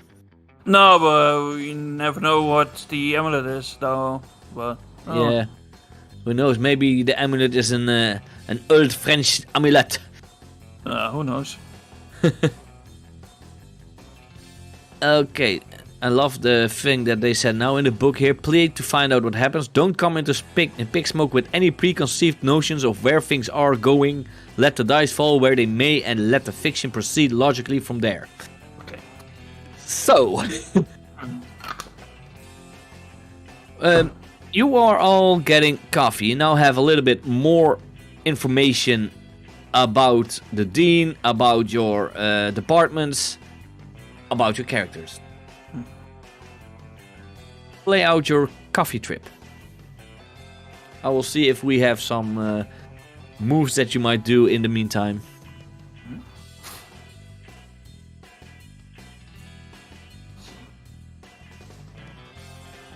Hey, can I have a double espresso, please, with 14 sugars in it? 14? Isn't that a bit much for you?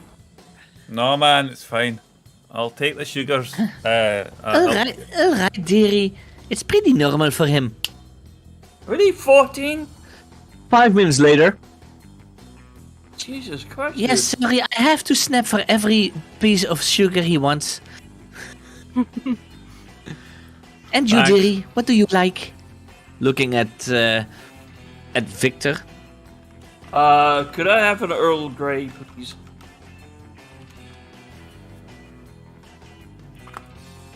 I really never understood why non-magical creatures like those. You're magical, right? Yeah, I like my tea. Okay. Not so much coffee, though. But And you, lady, what do you like? Can I just get a large cappuccino with to go, please? And you suddenly next to you there is like a cappuccino mug, twice the size you are. Oh dear. you're probably gonna need help carrying that. Yeah, She probably. asked for a large, but she never specified how large a large is. Righto. Maybe not quite that large. And now the cappuccino is as large as you are. I think she means a bit smaller, though. Like Something I can carry, please. And now it's like a thimble. That I heard Do you know about. what? That's fine, thank you. And I take my like little thimble and just kind of wander off away from the counter. Ooh, that's gotta be strong, though. Being a thin bowl and then double espresso. Ooh. Well, the funny thing is, when she's drinking it, it's not empty in one swig. It's magical. So this means that Philippa Wilson is not gonna join Victor and Jonas. for the Oh, I drink? will. I was just moving away from the countery thing. Morning, Philippa.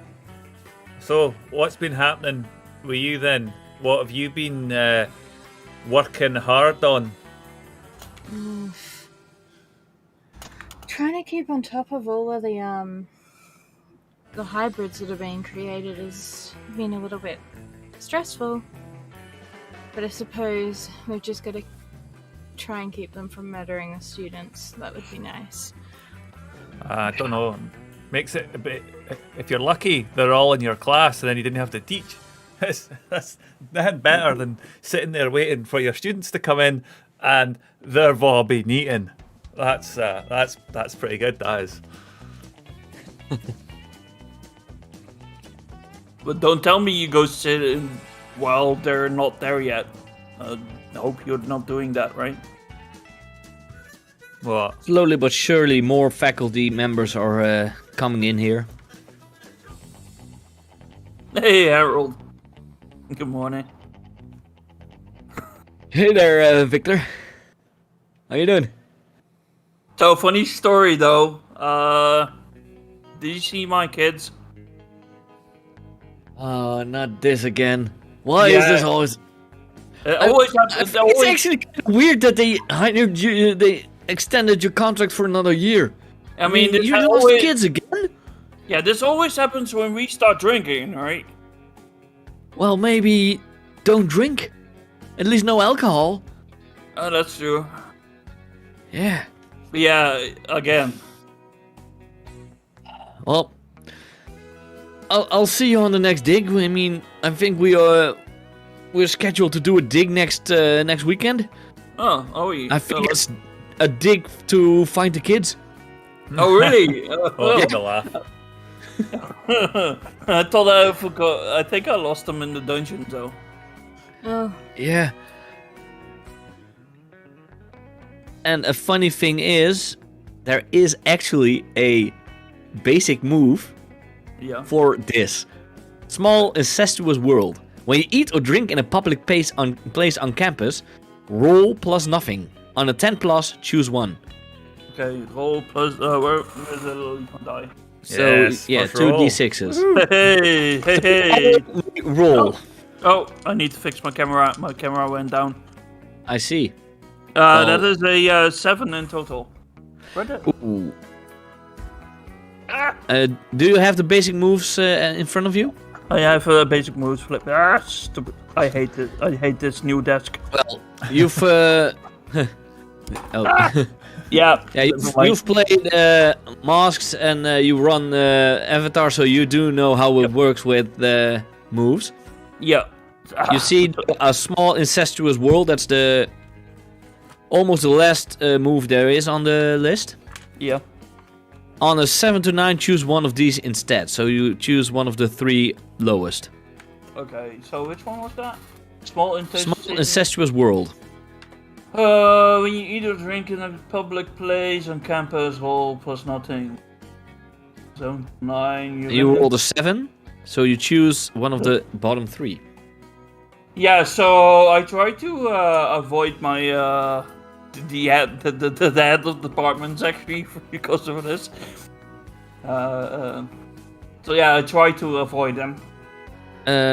So you try to avoid this guy, actually. Yeah. Okay. That happened. Croy, what did you roll? Damn desk. 6. Don't know. A 6. God damn it. Everything goes wrong. Then for you there is nothing. Oh. And Russ, what did you roll? also a 6. Then for you also nothing specific happens. But this is a fun thing that I like with this system. Even for something as pedantic as drinking in a public place, there's a move. So yeah, you can talk along. Keep talking. Well, yeah. So, was that next week? 3? Oh. I don't know what you're worried about. Victor, Losing. they're gone. They're gone. Listen, Yeah. just don't worry about it. I mean, we can send the parents just a picture of us. I mean, who doesn't want us in their house, right? Jonas, are you giving a piece of your peace of mind to Victor? Are you still here? No, Well, I'm what I asking meant- you as MC. Ah, Because there is the move skate. When you give someone a piece of your mind, roll plus charisma. no, I wasn't giving them. I was giving them just a bit of advice. I wasn't laying into them or anything. So no, I was just, Okay. Yeah, I was just saying. It'll be fine. We'll send them like flowers or something. It'll be alright. Yeah, I mean, I will search them after school, right? Smooth? When you tell an NPC... No, it's not an NPC, so okay. Yeah.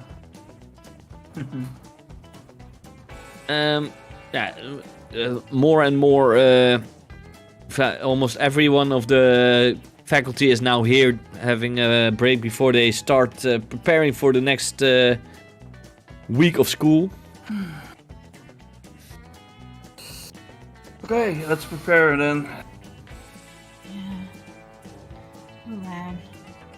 I really hope we don't lose any more students this year. That would be bad. That will be a goal for this year, yeah, not to lose any students. Well, you heard what the headmaster said. There's going to be at least 3 times as many. I told him. Oh boy, I oh told boy. him. I said to him, look, I've had a premonition. I've had this premonition. Really, you didn't have the audacity to tell us? Well, that's not my job, is it? I course tell the not. headmaster. I mean, if I told you, you'd probably have done something about it and prepared and got ready for it. But I told the headmaster, I think he forgot. He forgets a lot of things. Well, it makes it easier. Anyway, think about it. Those students you lost, Yeah. you just replace them with other ones. It'll be fine. Have you not got something that'll just duplicate them or clone them or something? I don't think that works like that though. No, No. that's a shame. No. It's like an absolute mountain of paperwork every time one of them disappears or gets mean, killed or Imagine, injured. imagine the work of paperwork like for cloning someone. I don't want to go through with that. Aye. Hey, Philippa, you didn't happen to ken anything about macaws, do you? Do they spit fire, venom? Well, they seem to be really keen on doing paperwork, but they haven't got any hands. Is it just like, is it a magical macaw? Is it a... like... It's one of your department admins. Like, last My time- department? No, my department.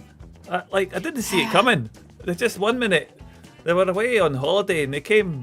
The next time there was a macaw just sitting there doing the paperwork. Without a hand. Yeah, never seen Oh. such a thing. It's quite good at writing with its beak. They can use a Yeah. computer. Sorry, if it doesn't spit fire or venom or...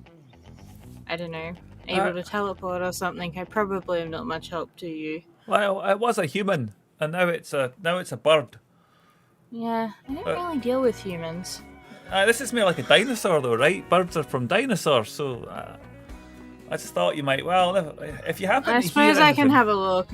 No. I suppose I can come and have a look at it. Cheers, Philippa. Aye. Well, next time you're in a bit of a bind, just I'll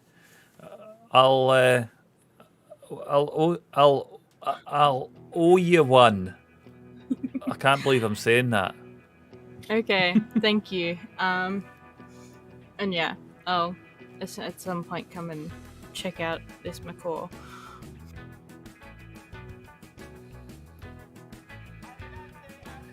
Okay.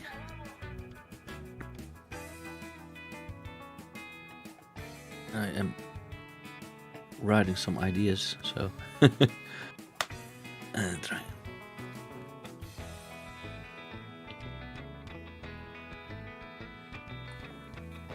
Well, look at all these fools.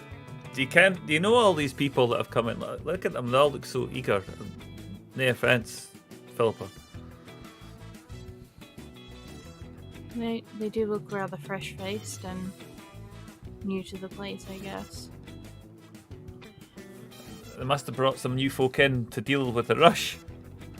All these new students. I wonder what's happened in the world that's brought about all this magic. I mean, you know, apart from the stuff that we can do. Yeah. Strange indeed.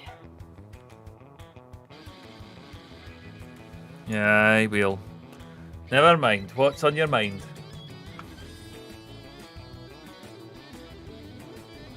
Just the department head. He's driving me nuts. Steve-O, the centaur. Davo, yeah. Oh, Davo, aye. Apparently when you've got 4 feet, like horse feet, there's not much to be afraid of, but I don't think he's quite realised just how dangerous some of the stuff that we have is for, like, regular human beings. Are you getting put in harm's way? Not so much. More just a student. I know what I'm doing, but... Jeez. There's definitely things that should be being bred down there that should not be being bred. Oh, man. Aye.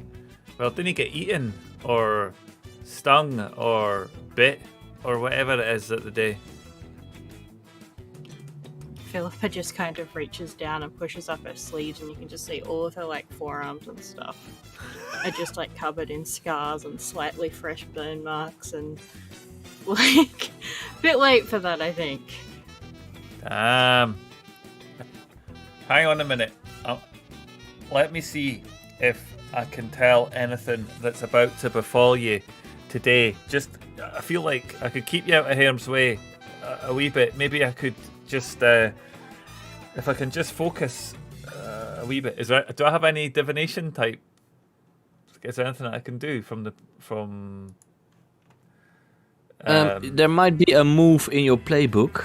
Move in my playbook. If you've chosen, let's see. I think I have chosen. Here we go. I don't know which ones you've chosen.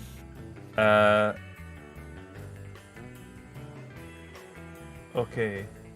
Because you may choose one from your character and one from your apartment. From your department. Did I say which ones I picked? No, no one has. Ah, okay. But you are allowed to say it if you have chosen them. So one from our class type. One thing. from the character. Yeah. From the slacker, and one from foresight. Okay.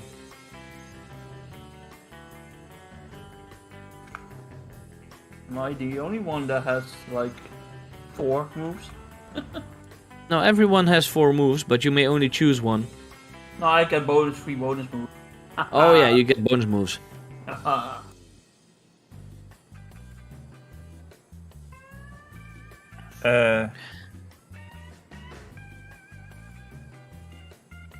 No, okay. Fate Spinner. I'm gonna go with Fate Spinner. When I meddle with someone's destiny, I have to enact a ritual. Roll. Oh no, that's bureaucracy. Damn it! No, I'm not doing that one.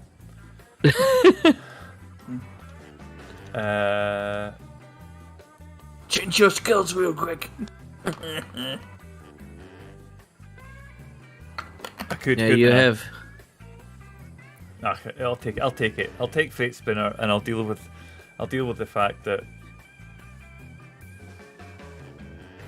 Do we ever? Yeah, we get to do we get to up these scores at any point? Bureaucracy, charisma, research, and sorcery.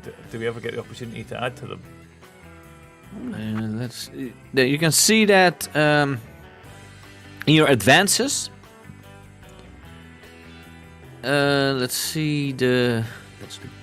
the slacker.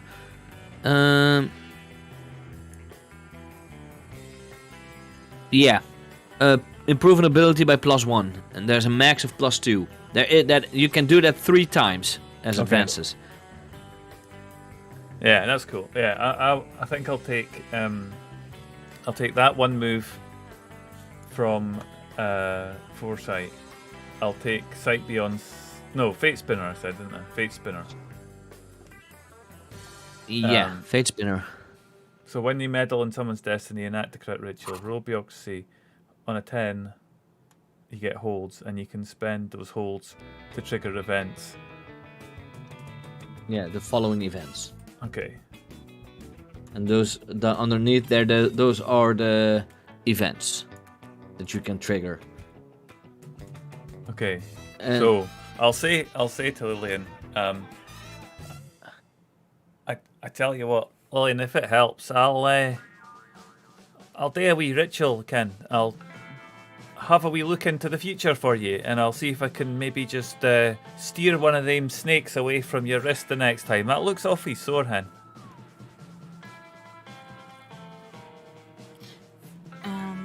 Philippa looks vaguely concerned by this. But thanks. That would be appreciated.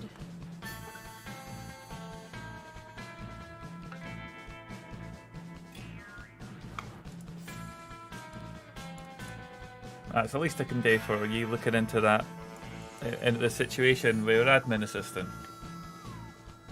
Appreciate that. Yeah, you don't have an assistant immediately, teaching assistant apparently. Not mine, but like just like a member of an NPC basically. Yeah. Yeah. I was trying to look up something, but.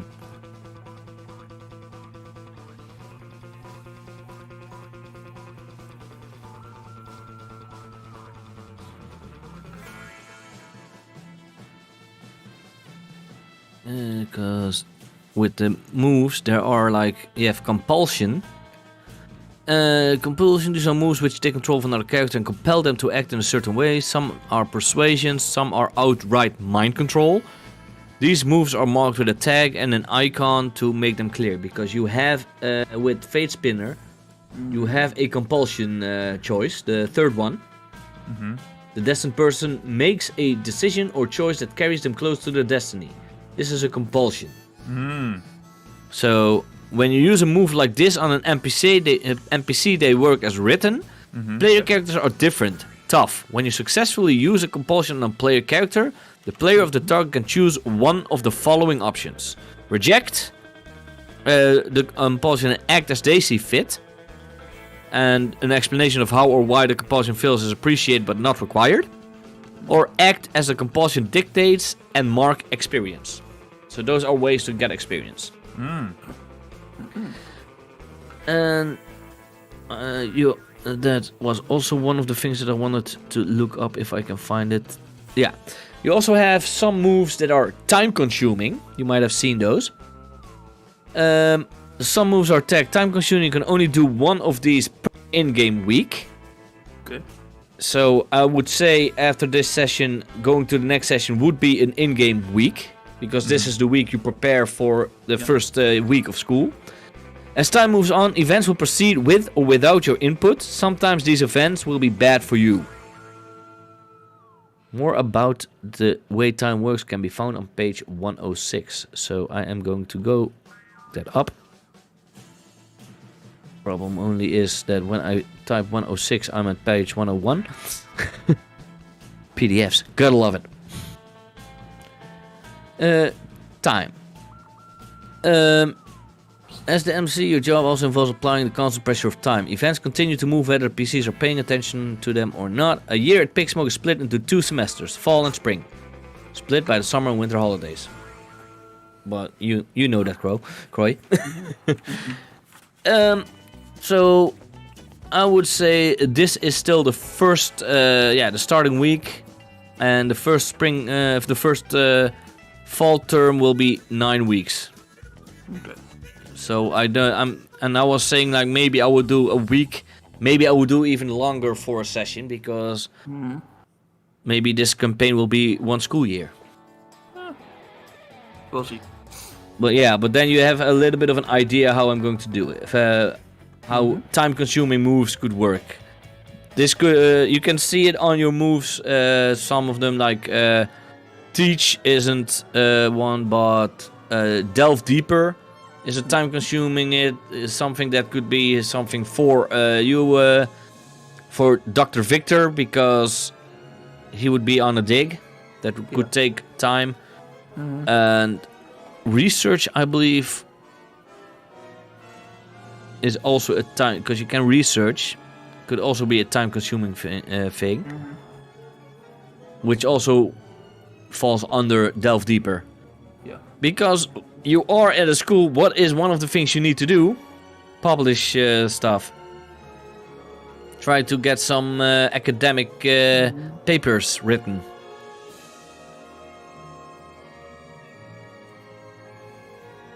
So you were going towards the macaw that is sitting there instead of the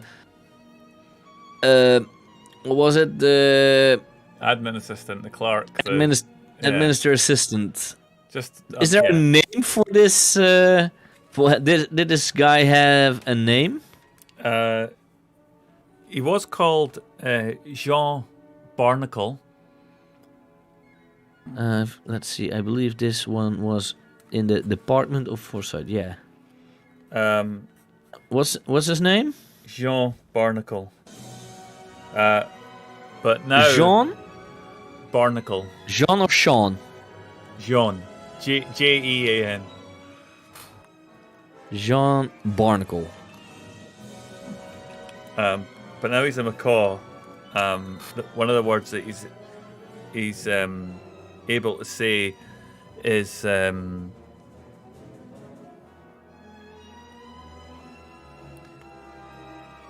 he says he just says Barnacle like that every so often. So we just call him Barnacle now. Okay. So we still that's why we think it's the same person. So we'll go with it. Maybe it was his choice that he turned into macaw. Yeah, you guys get to the Department of Foresight. I don't know. Did you join them? I think I had that way anyway. Get to my classroom. Yeah, you could say. When you enter the department, does any of you? Yeah, you wear a hat, right? Yep. Yep. Yeah. While you walk into there, you try to get rid of a magpie that is flying towards you. To get your hat. I'll just do this. Oh wait. Yeah, be happy that there's not a take a powerful blow in this game. Even though still you can get hurt in this game.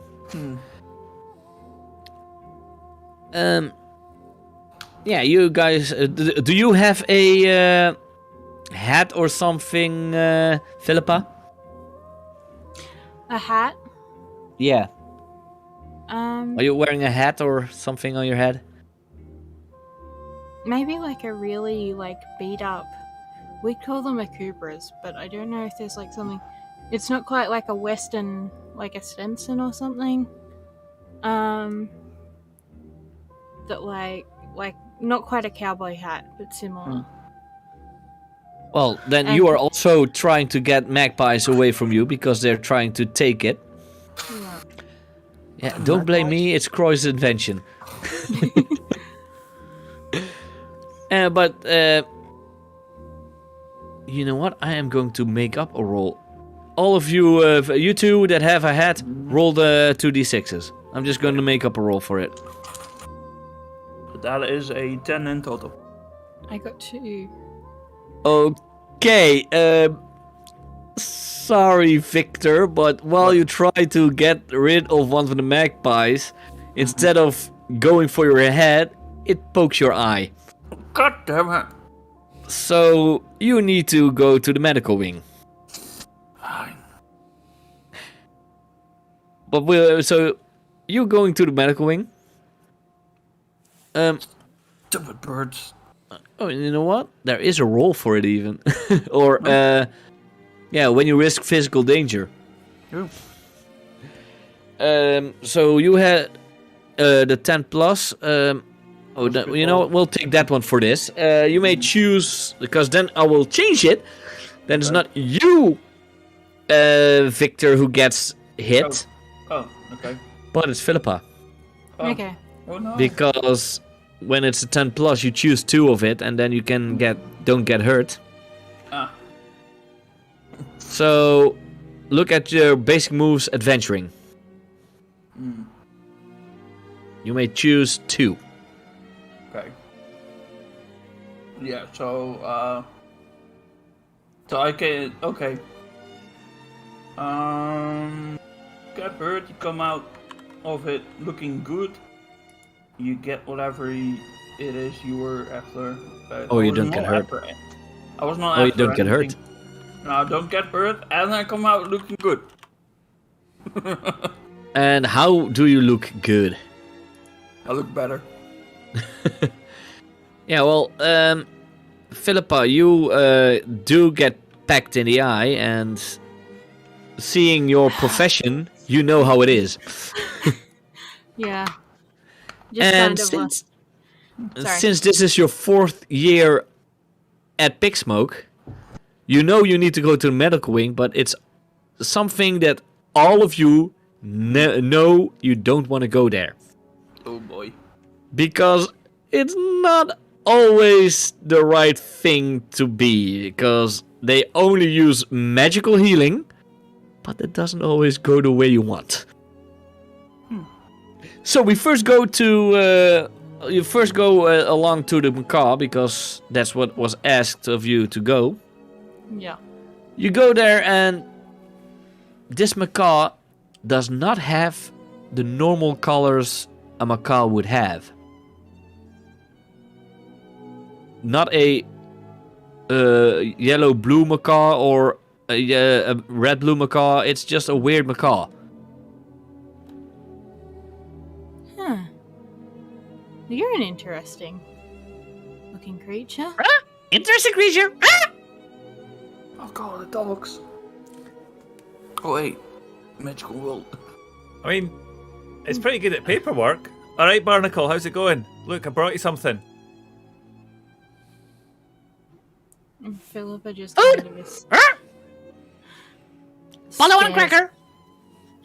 stares at it. Go on, cracker. Why? This is Philippa. She's just going to have a look at you. Be nice to her.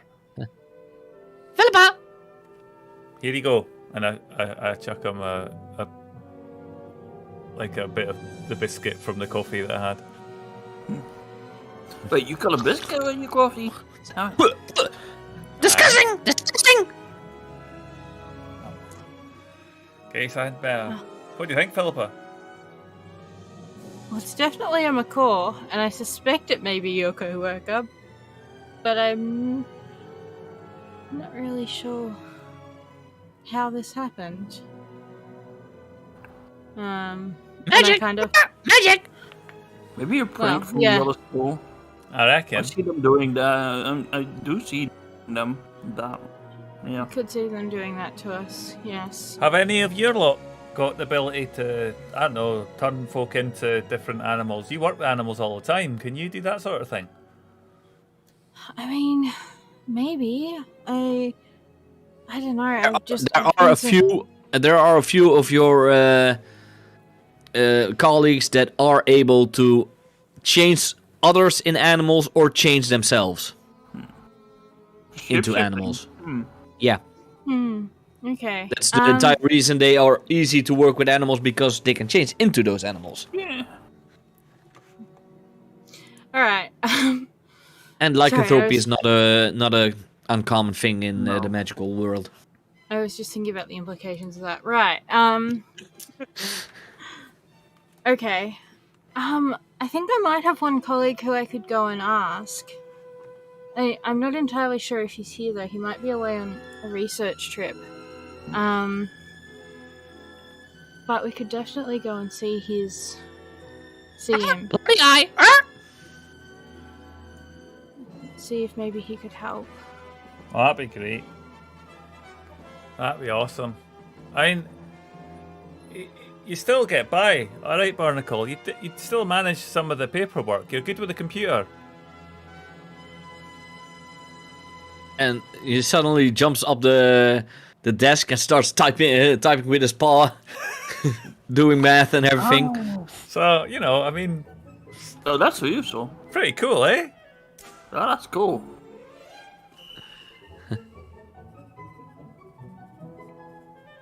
Suddenly,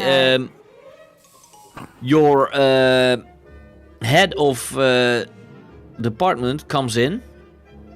The head of the Department of Foresight, Mrs. Zukowski. Yeah. Oh.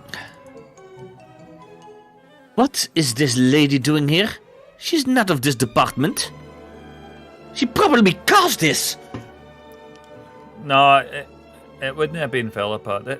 This is Philippa. Philippa, this is our head of department. She's Yeah. Hi. I am what? very talented in your ability to cause havoc in other departments. I was just wondering, Mrs. Sikowski, do you think maybe this parrot here is a wee bit of reprisal for something that you might have done? I'm just wondering, have you got any known enemies? Are you accusing me of doing this? No, you.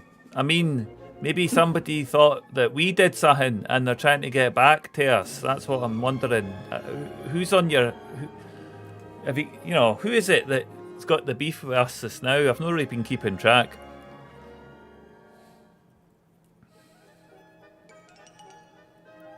I mean, I know you like... We are one of the best departments of this school. We do not meddle with others. Aye, that's right, Mrs. Sikowski. We don't. I understand. I know what you're saying. Aye. And you, young lady, you could better go to the medical wing because that eye of yours does not look good. Yeah, this is just another Tuesday, but I suppose I should head in that direction. Wait, it's Tuesday? Oh shit. Or, just like in general. Oh. I mean, Philippa gets pretty banged up by animals on a fairly regular basis. She's not particularly concerned.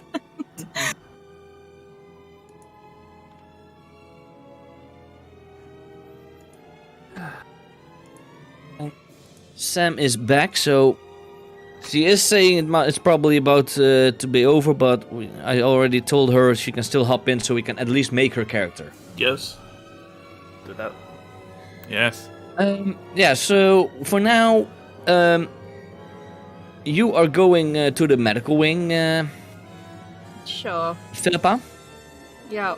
I'll go. Even though you don't want to? Huh? You're going with her? Aye. Okay.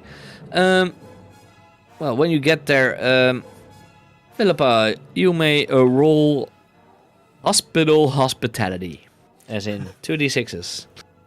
Oh no. I rolled a 7. You're more or less okay. Choose one.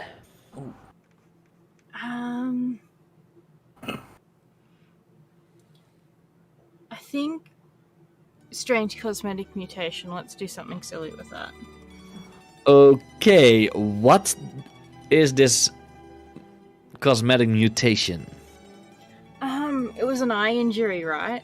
Yep. It was. It was a magpie that pecked you in the eye. Maybe just like one of my eyes has just turned completely black. Like there's no... It doesn't look like I've got like an iris or a pupil. Okay, so one of your eyes is now completely black. But you can still see fine. Yeah. Yeah, it's just a cosmetic. You're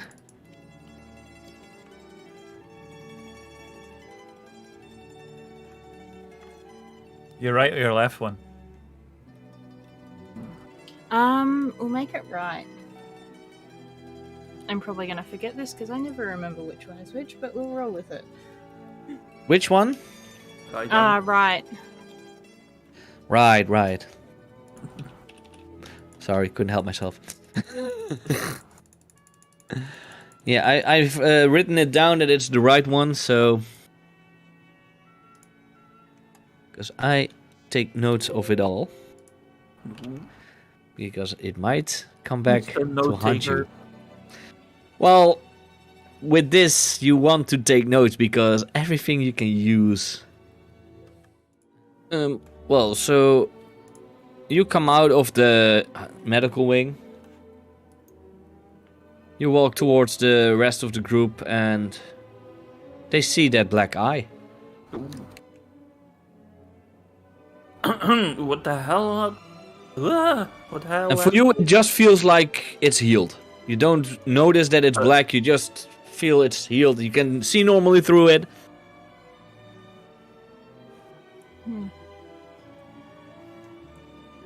What's wrong? Your right eye. It's completely black. Can you even see out of it? She kind of reaches up, and because, like, I'm guessing you guys are facing me, instead of touching her right eye, she touches her left eye, and is just like, or around. The other one. It seems fine.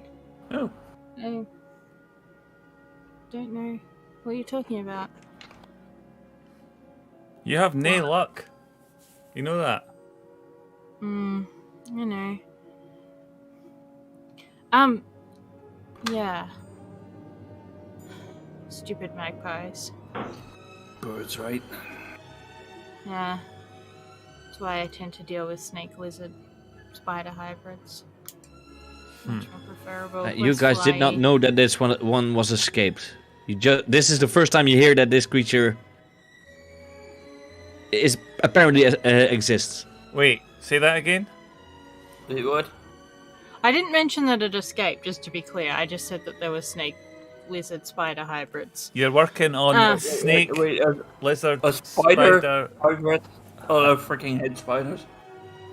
Well, the department head is working on snake, lizard, spider hybrids. What? Okay, tell me not to go into your department. Ever. Yeah.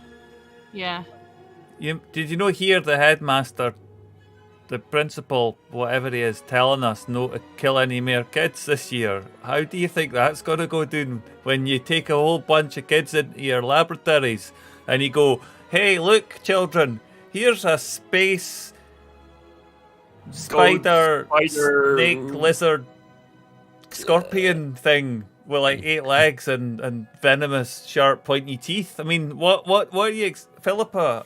I sometimes wonder. Whatever you do not mention the scorpion thing around my boss. What? I was just joking about that. Tell me you've Yeah, not no, put he that... will take it seriously.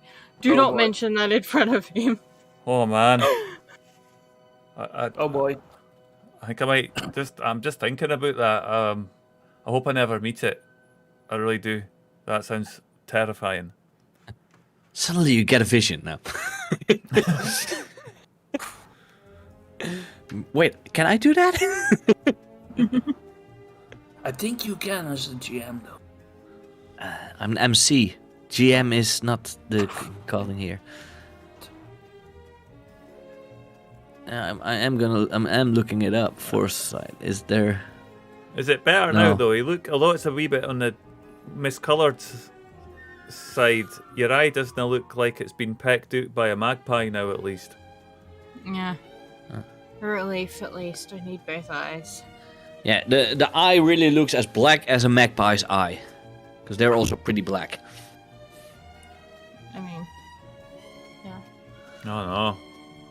Well, if you wake up in the morning with a beak, then, well, just didn't he start doing administration? I'm not sure how good magpies would be at that. Probably not very. Watch out, you're giving me ideas. Oh no. You're worse than my boss, no. So, we are now going to make Sam's character. I don't know if we are also going to have a little bit of roleplay with, maybe a little bit, to introduce the character. We already had our first medical wing visit, which already gave us something fun. Oh, that's unfortunate. On the first day. At least she is healed.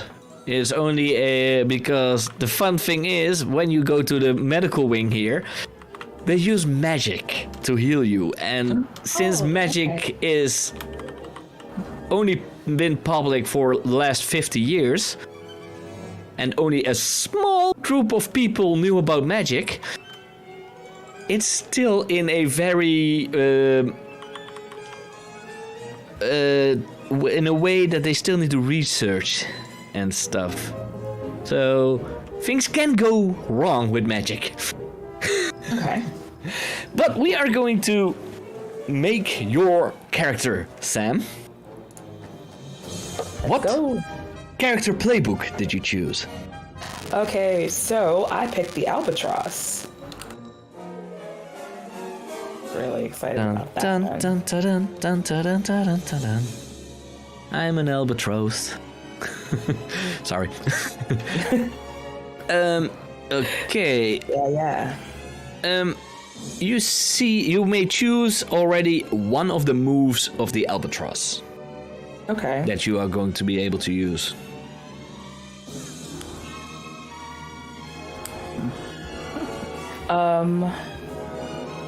I'm going to. Ooh.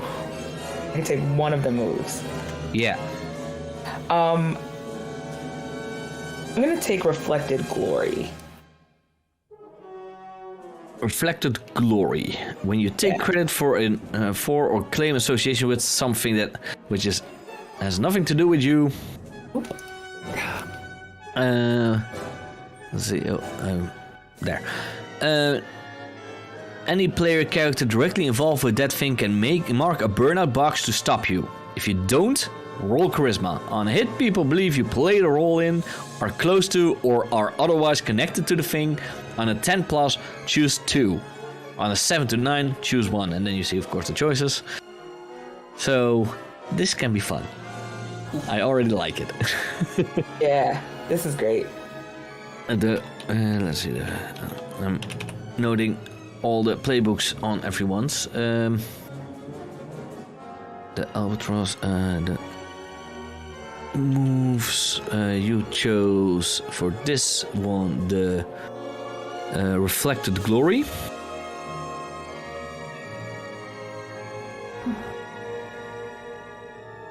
They know I'm type. talking rubbish. This is great. Yeah.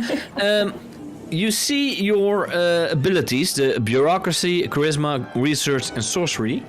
Mm-hmm. You may place a +2 in one, a +1, a 0, and a -1. Okay, so you said a +2, a +1. What was the other choices? And what was A the other 0 one? and a -1. 0 and -1. Okay. You may choose which one you do them, which you think is fitting. You can see on the back, next to it, what basic moves are involved with that.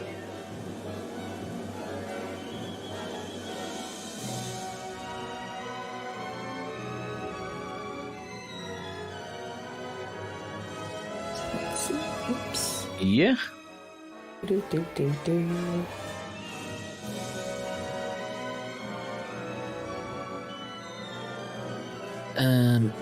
Okay, and then you know that? Okay. Do I tell you what I put in each? No. Okay. I didn't ask any of the others what their scores were, so. And what department did you choose? The department I chose was mind bending. Mind bending. The Department of Mind Bending. Let's see where were those questions of the department for the bigger questions, of course, not the ones on the page. Ooh, this is saucy. Yeah, I like those. So.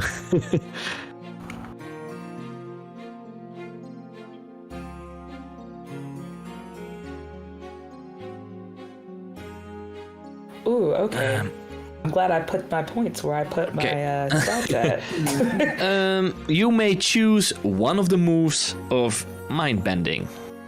Cool. Oh, sick. Let's see. Yeah, you get 2 moves, and it's one of your character playbook and one of your department playbook. Okay. Oh.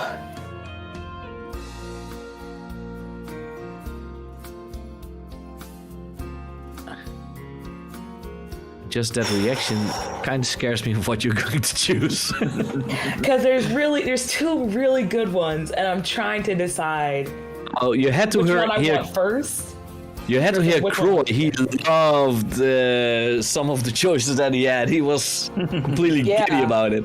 I'm ecstatic right now. I'm like, oh, these are really good. I'm like, which one do I take now? Yeah. And which one do I take for my next level? Okay. Yeah. And I'm gonna yeah, take Margin, we will take the D. Yeah. I'm gonna take the illusionist move, Illusionist. which will play in my favor. Well, that is completely fitting for the Albatross. Absolutely. Because the Albatross is a character that takes credit for things he didn't do. Exactly. So I'm gonna make you believe I actually did it. Nope. Yeah. Whoa. Gilderoy, you're just a Gilderoy Lockhart. I mean, come on. Basically, Yeah. in a nutshell. Mind bending and taking credits of others. That's Gilderoy Lockhart all the way. Specialties all the way through. Okay.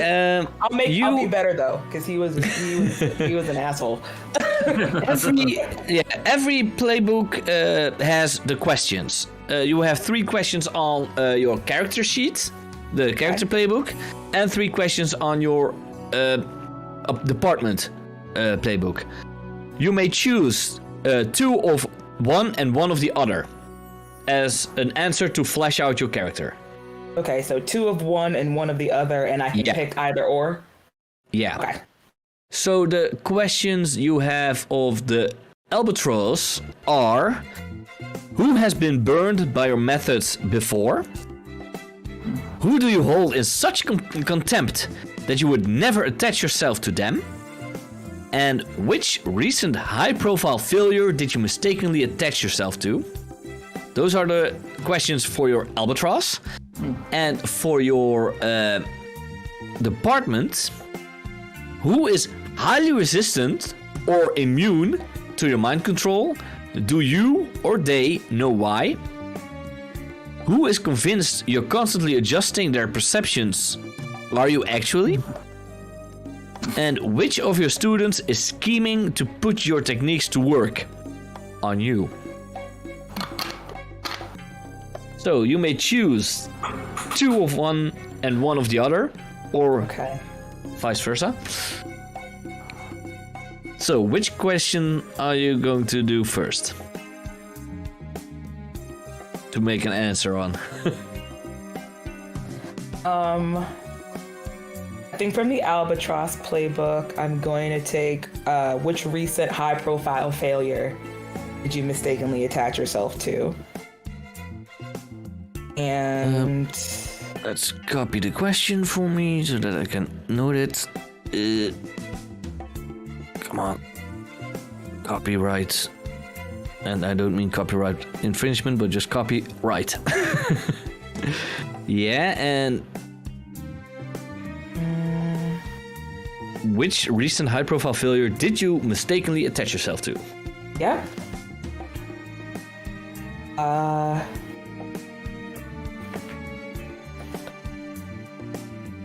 Keep like flipping back and forth between the 2, like, Yeah, but you may answer this question.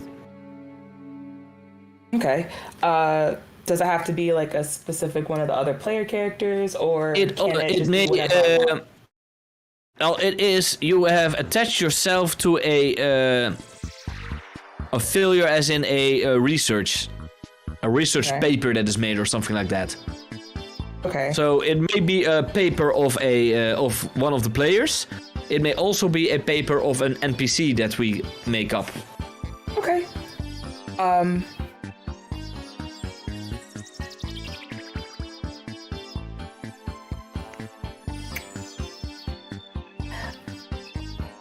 thinking, and I'm wondering, like, I wonder if there's like, so maybe there's like, I don't know why like a character like Dolores Umbridge popped into my head. Oh my god, do you? Oh no. But like, maybe there was like a scientific study that was done on like breaking down of kids instead of building them up in the learning environment. Ooh. And I thought initially that it was going to be like a tough love type of thing where it's like you hold them accountable for their actions instead of like,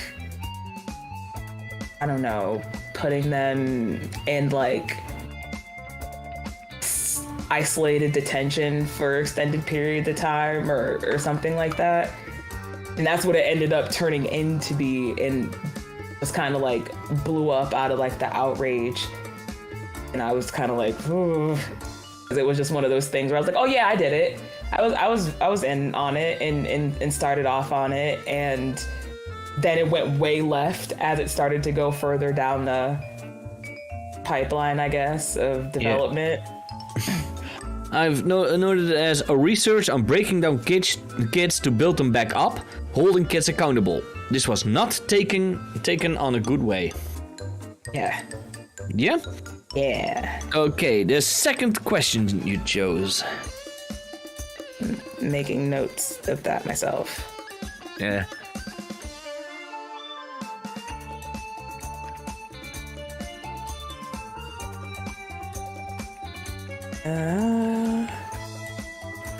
Accountability. All right, I think the second one I'm gonna take is, who do I hold in such contempt that I would never attach myself to them? I think that would kind of... Oh, go ahead.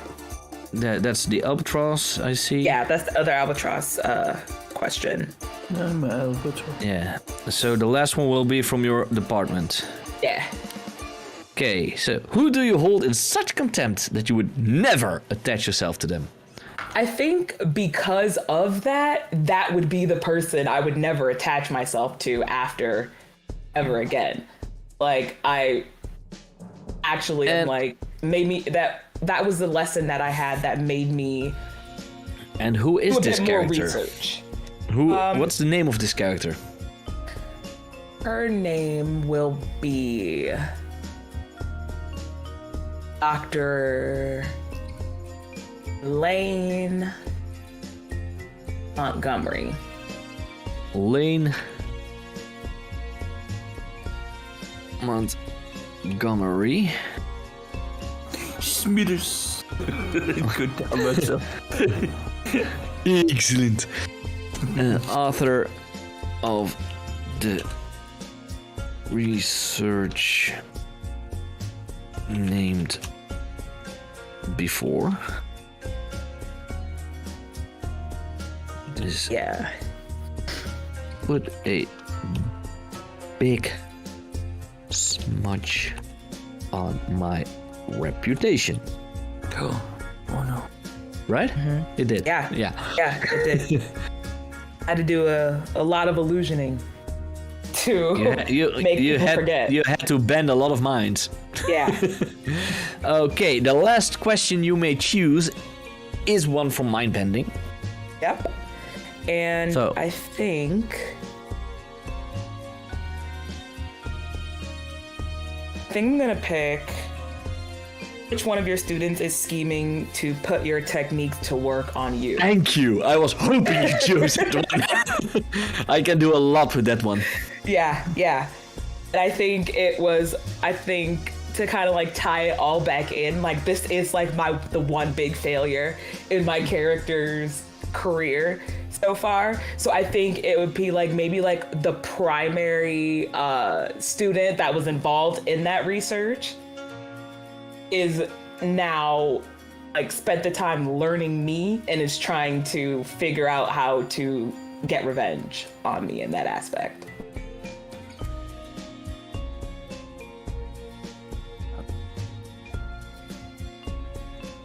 Let's see, because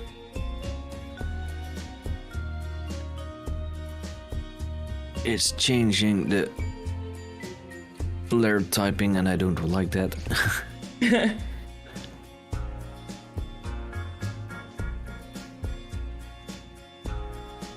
There. Yeah, I want all the text to be the same because otherwise I get annoyed.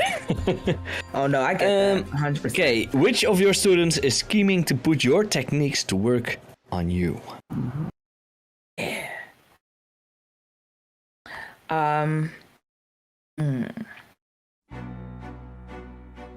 And don't say it's Cardaria and Gregory because we already have that one riding on someone's coattails.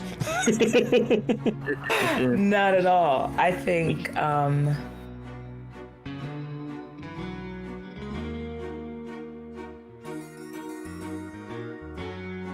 Oliver Grant. I guess. Yeah, Oliver Grant. Grant. And what kind of student is this? He's kind of like, I think he probably is one of those kids that comes off as a slacker, but is actually really brilliant and is just not motivated by school. Like it's not challenging enough for him. So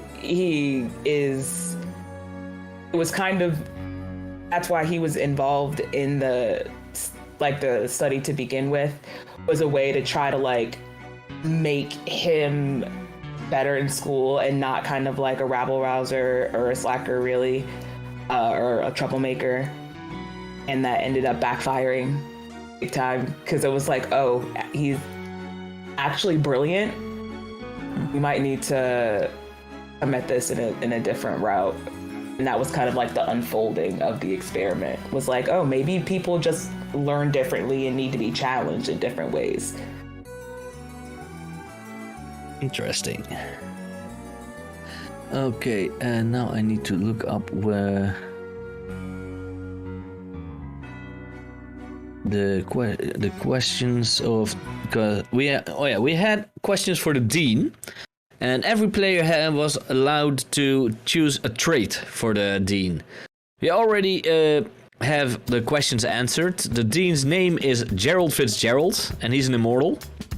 Oh, okay. The dean's nature is very forgetful, as in he's absent-minded. The dean cares about corgis. I mean, who doesn't? Okay. The dean wants to lord it over their rival, the dean of Glory Staff College. Everything he does, he wants to be better than the rival school. The dean's vision for Pigsmoke is to make it a bastion of cutting-edge research and become known for it. And the dean cannot resist magical snow globes.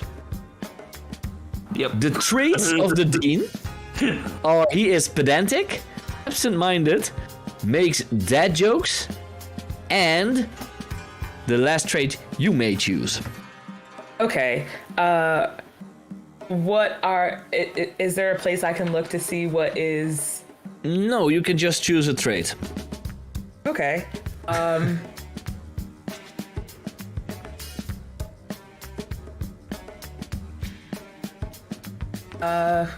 Gullible. Gullible. I like it. That'll also work in my favor. Yeah. And mine as well. Me too. Yeah, that's right. That's brilliant. He's the slacker. Let's see, because I believe it was department details 81.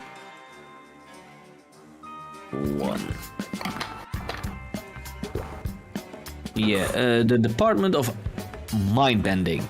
We are going to answer also questions about your department. Everybody did this about their department. We have the Department of Foresight, the Department of Paraveterinary Medicine, the Department of Artifacts and Relics, and now also the Department of Mind Bending. They all had the same questions, just the answers are more focused on the specific department. So I am changing the fonts there. The Department of Mind Bending. The head of the department is. All these questions also have some examples. If you want to hear examples, I can tell you them, of course. Okay. The three examples. The head of department is a control freak and micromanager of the worst kind. No deviation from their will is permitted, even if the dean has forbidden them from using their sorcery to enforce compliance. The second one, the head of department is the most charming person you've ever met. They're friendly, personable, always there for you with whatever you need. What are they up to? And the last one is known only through the works of others, who manifest the head's will in their actions without even realizing. So that would be someone you look up to. Because he would be the same as you are. Absolutely. Absolutely. So yes. These are just examples. You may choose one of these examples. You may also come up with something that you like. I love that last one. The last one? That last one was great. So he will be an example for you. I like it. Okay. The second one of the department questions is: the key problem facing the department is. Also has 3 examples. You want to hear them? Yes, please. Mind control as a discipline tends to attract egotists and other assholes. And now the department is overflowing with them. They sabotage your research, steal your best students, and constantly test your mental defenses with stupid, mind-bending pranks. Clearly, you must destroy them. Example number 2. An internal power struggle between the 2 deputy heads of department threatens to drag everyone else into the sucking vortex. Who will you side with? Are you one of the deputy heads? What started this mess in the first place? And the third example, a growing pattern of amnesia, fugue, I don't know how to pronounce that word, and other, fugue, okay, and other strange behavior is spreading across campus, and naturally, all fingers are swiveling to point at the Department of Mind Bending. Except this time, it's not you. You need to find out what's going on before the increased scrutiny reveals some other secret you're keeping. Yeah. Yeah. That's it. Yeah. The last one. Yeah, that's perfect. Okay. That's gonna be so fun. You're giving me so much that I can work with it. I love it. I love it. Oh yeah, this is gonna be great. Well, after I've played Avatar with you, I knew you would be like this. So I knew you would give me a lot of fuel. Oh, absolutely. And the last one. The department building is... And that's not in a way that the other ones also know that it's not as in the building looks like an old building. No. With this one, I'm definitely going to tell you the examples. The department building is covered with illusions to a ridiculous and often annoying level.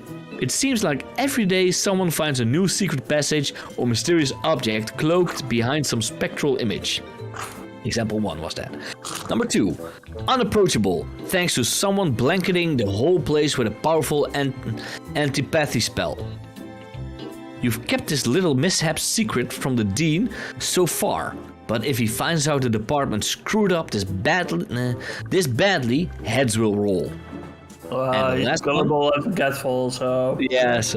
And the last one, another department's building. Naturally, they have no idea you're sharing it with them, and they mustn't find out. Think of it as a never-ending opportunity to put your theories into practice. And if you would choose that one, I know the correct building you would share with. And looking at his face, I think he knows too. See, I had this idea. I was like, what if the building was like made of like mirror shatters, like reflectively, kind of like in Doctor Strange, whenever something would like break and it'd be like these mirror shatters reverse of glass. Yeah.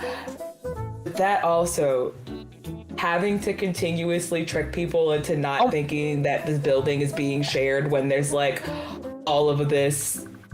Well, the funny thing is, the department building of the Department of Artifacts and Relics, as in Majin's character, his department, is old, very old, and built on top of itself over and over again. It's got basements on sub-basements, secret doors, hidden levels, and long-forgotten archives. Who knows what could be down there? So you could be down there. Yeah, we're absolutely down there. I lost kids over there. I lost kids. In a sub-basement of the Department of Relics and Artifacts and Relics.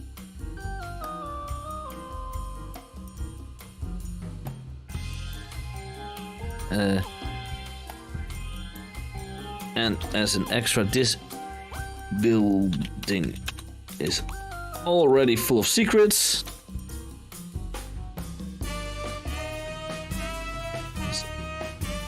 That's not a lot of defensive spells are needed.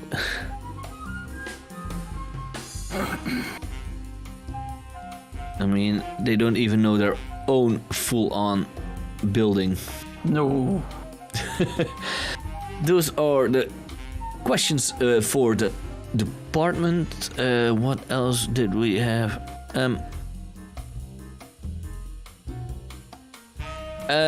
Do you already have a name for your head of department?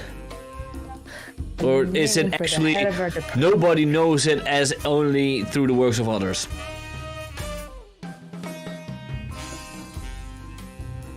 That he might not even exist. Oh. Ooh, plot twist. Question. Can I be the one that parades around as the head of the department? Like, no. Nobody knows exactly who it is. No, the playable characters are never their heads of department or the dean of the school. Just acts like it. Just acts like it. Well, I would allow that everyone of your department acts like the head of department, so that they could say our head of department is wants this and that, just to get it done, even though there is no head of department.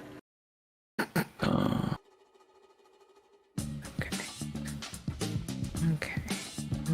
If you want that. Let's see. No, I like the idea of like no one kind of like knows exactly who the head of the department is. It's just kind of like almost like a talking head, like the Wizard of Oz, in a sense. Okay. There's somebody. Find him. I'm gonna find out who it is. Yeah. Okay, then I am going to do a little roleplay with the rest. So we are going a little bit back. You just had a assembly in the common room with Dean, which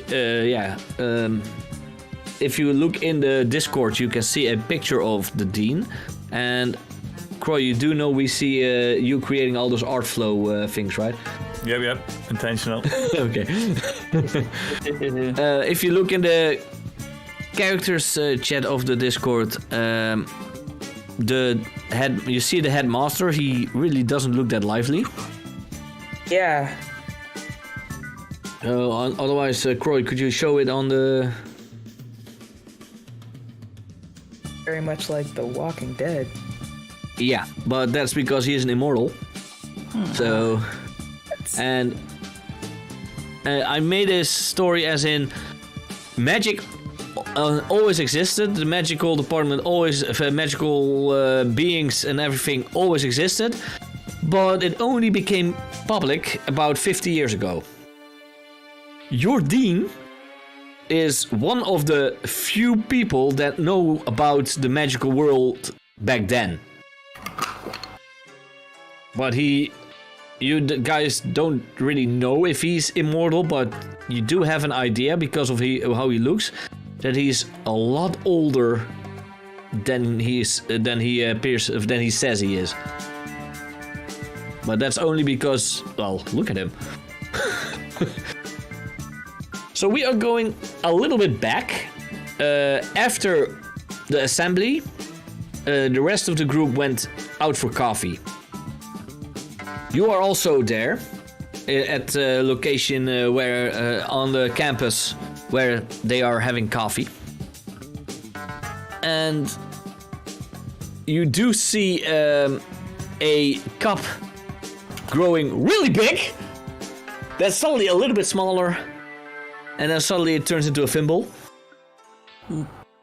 And because that's the group, they were ordering coffees, and one of them said a large but didn't specify how large. So this happened. And the funny thing is, there is a move in this game that when you eat or drink in a public place on campus, roll plus nothing. On a 10 plus, choose one. Small incestuous world.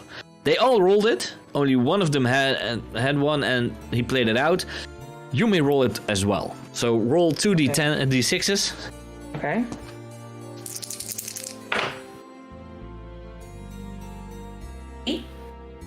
An 8.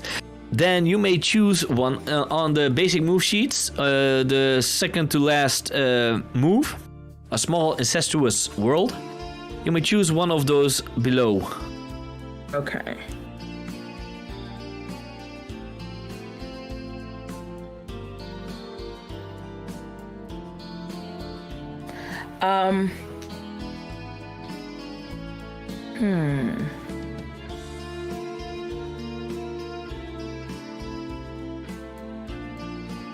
I would think I'd run into someone I'd rather really have avoided. Hey. Yeah, the same as Margin did. Who is this?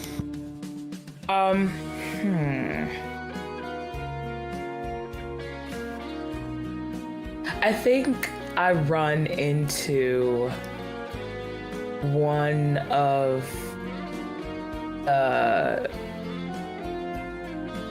second in command researchers from that report, and I'm just kind of trying my hardest to disassociate myself with the entire thing, but as long as I'm at this damn school, it will continuously always come back around. As long as everybody else that was involved is there. What is his name or her name? Let's make her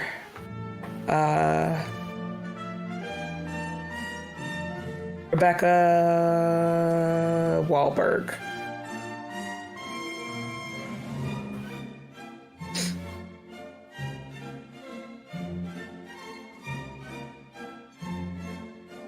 Yes. Yeah. Fun.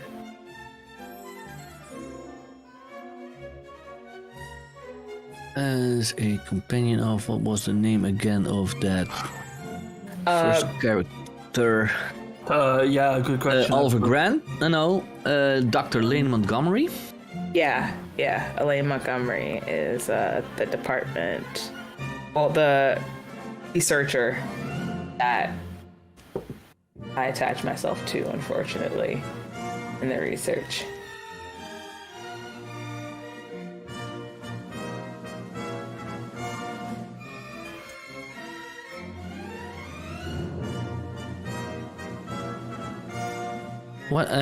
What is your character's name actually? We haven't written that down yet.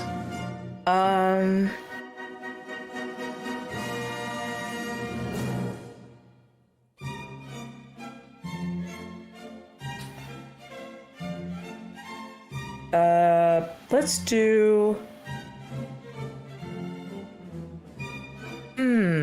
That's a good question. I'm terrible at naming characters. I'm like, maybe I have an idea. No. That's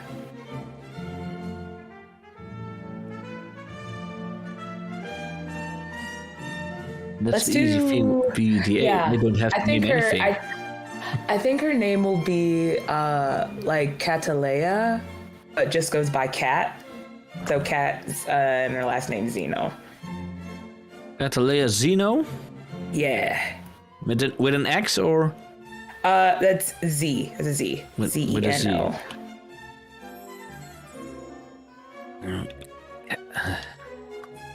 Cat. Okay.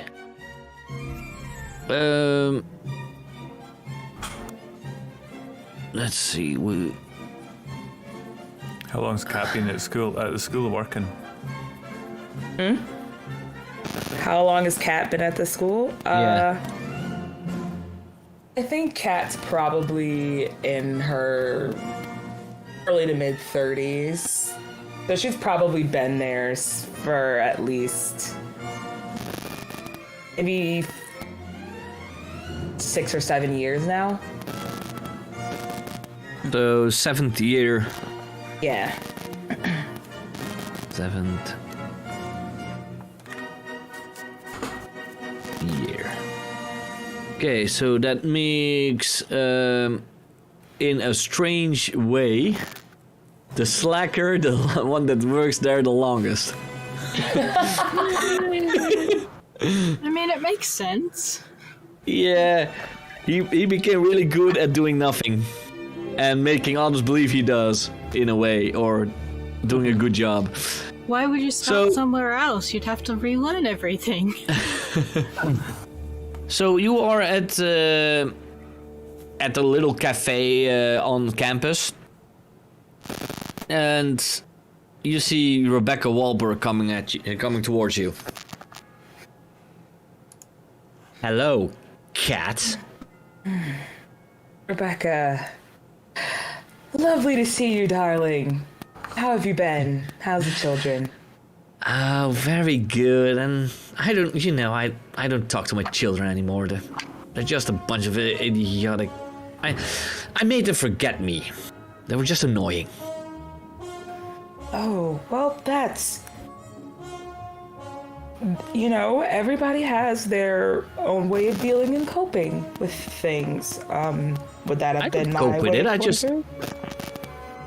I don't cope with it. I just make sure that it's not my problem anymore. But somehow, you still always stay my problem. I was just sitting here enjoying my oat milk espresso, and you... Oat milk? How do you milk an oat? Oat milk, darling. Oat milk. Yeah, it's better on the isn't an digestive animal. tract. It's better on the digestive tract, darling. Right. What a hipster. Well, whatever helps you sleep at night. I will see you on campus again, apparently. Because apparently you made it through another year. You are not part of those 50 students that died last year. Oh yeah, and like you've heard, try not to kill any of your students this year? That was not me and had no issues or things to do with me whatsoever, but so lovely for you to continuously bring up trauma. We love that here. Oh no, it wasn't me. It was the dean that brought it up. Maybe there's some memory tricks that could be done for you. It seems to truly be bothering you. Is it a memory that you'd like to forget? Oh, they don't work on me, you know that. Never say never, darling. And she just walks away. So yeah. Yep. I mean, you did roll the negative parts of those things, so yeah. You really wanted to avoid her. Now you know why. All right. And now I'm going to end it here because it's late. There are some time-consuming things you can do in the meantime, because this was the first day before school begins, a week before. So next session will be the first day of school for the students, which are a lot. Because as our colleague has predicted, it are a lot. 3 times as much as last year. But that's the reason he stays in school, because they don't have enough faculty members otherwise.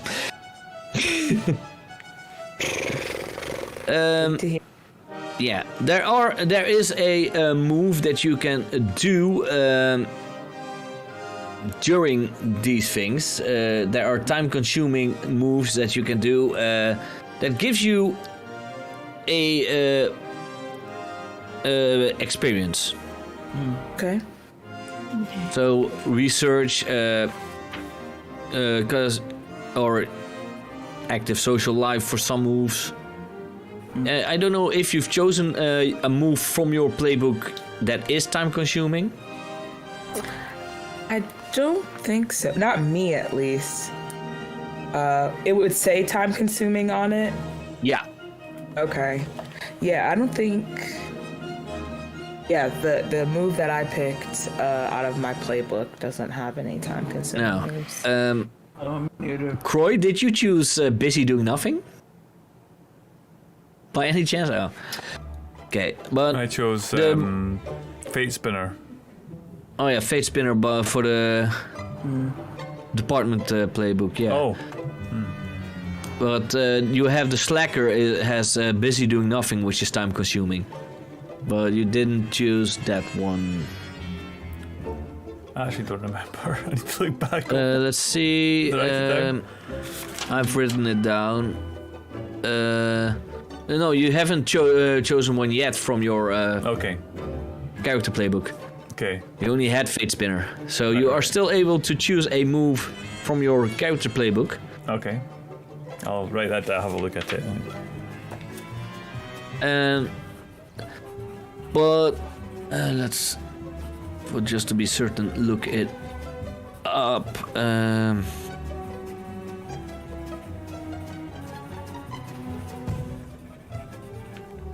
Okay, I'll have that done for next time. Let you know. Yeah, of course. That's good. Because there are ways to, in off time, get advancements. By publishing a research paper, prepping for your class, stuff like that.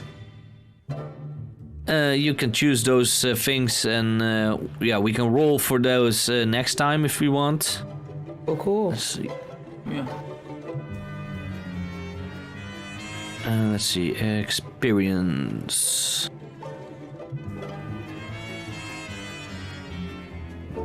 Do I have to mark tenure? Like, is that for how long I've been working at school? No, or? tenure is stress. Oh, okay. Gotcha. Yeah, you are allowed on your department playbook to choose one of your fulfillments. Okay. Because that would be the fulfillment to regain 1 point of burnout on. Because you have, also have burnouts that when something not working, that you get a burnout, of course. Okay. Which you don't want. But where burnout and harm. Harm is physical, so technically, Philippa has had one, but is healed. Sweet. If you didn't think I was gonna take Puppet Master out of this book, you are very sadly mistaken. Regain 1 point of burnout whenever you make someone else solve one of your problems. Knowing you, I expected it. You really expecto Patronum said that? Yeah.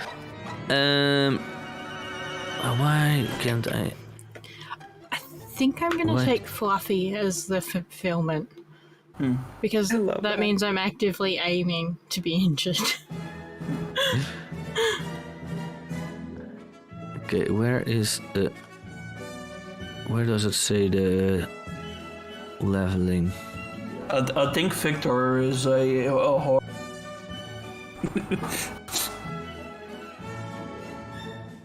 Now, I'm gonna look up stuff in the book more. Then this was the first character creation and first little bits of roleplay.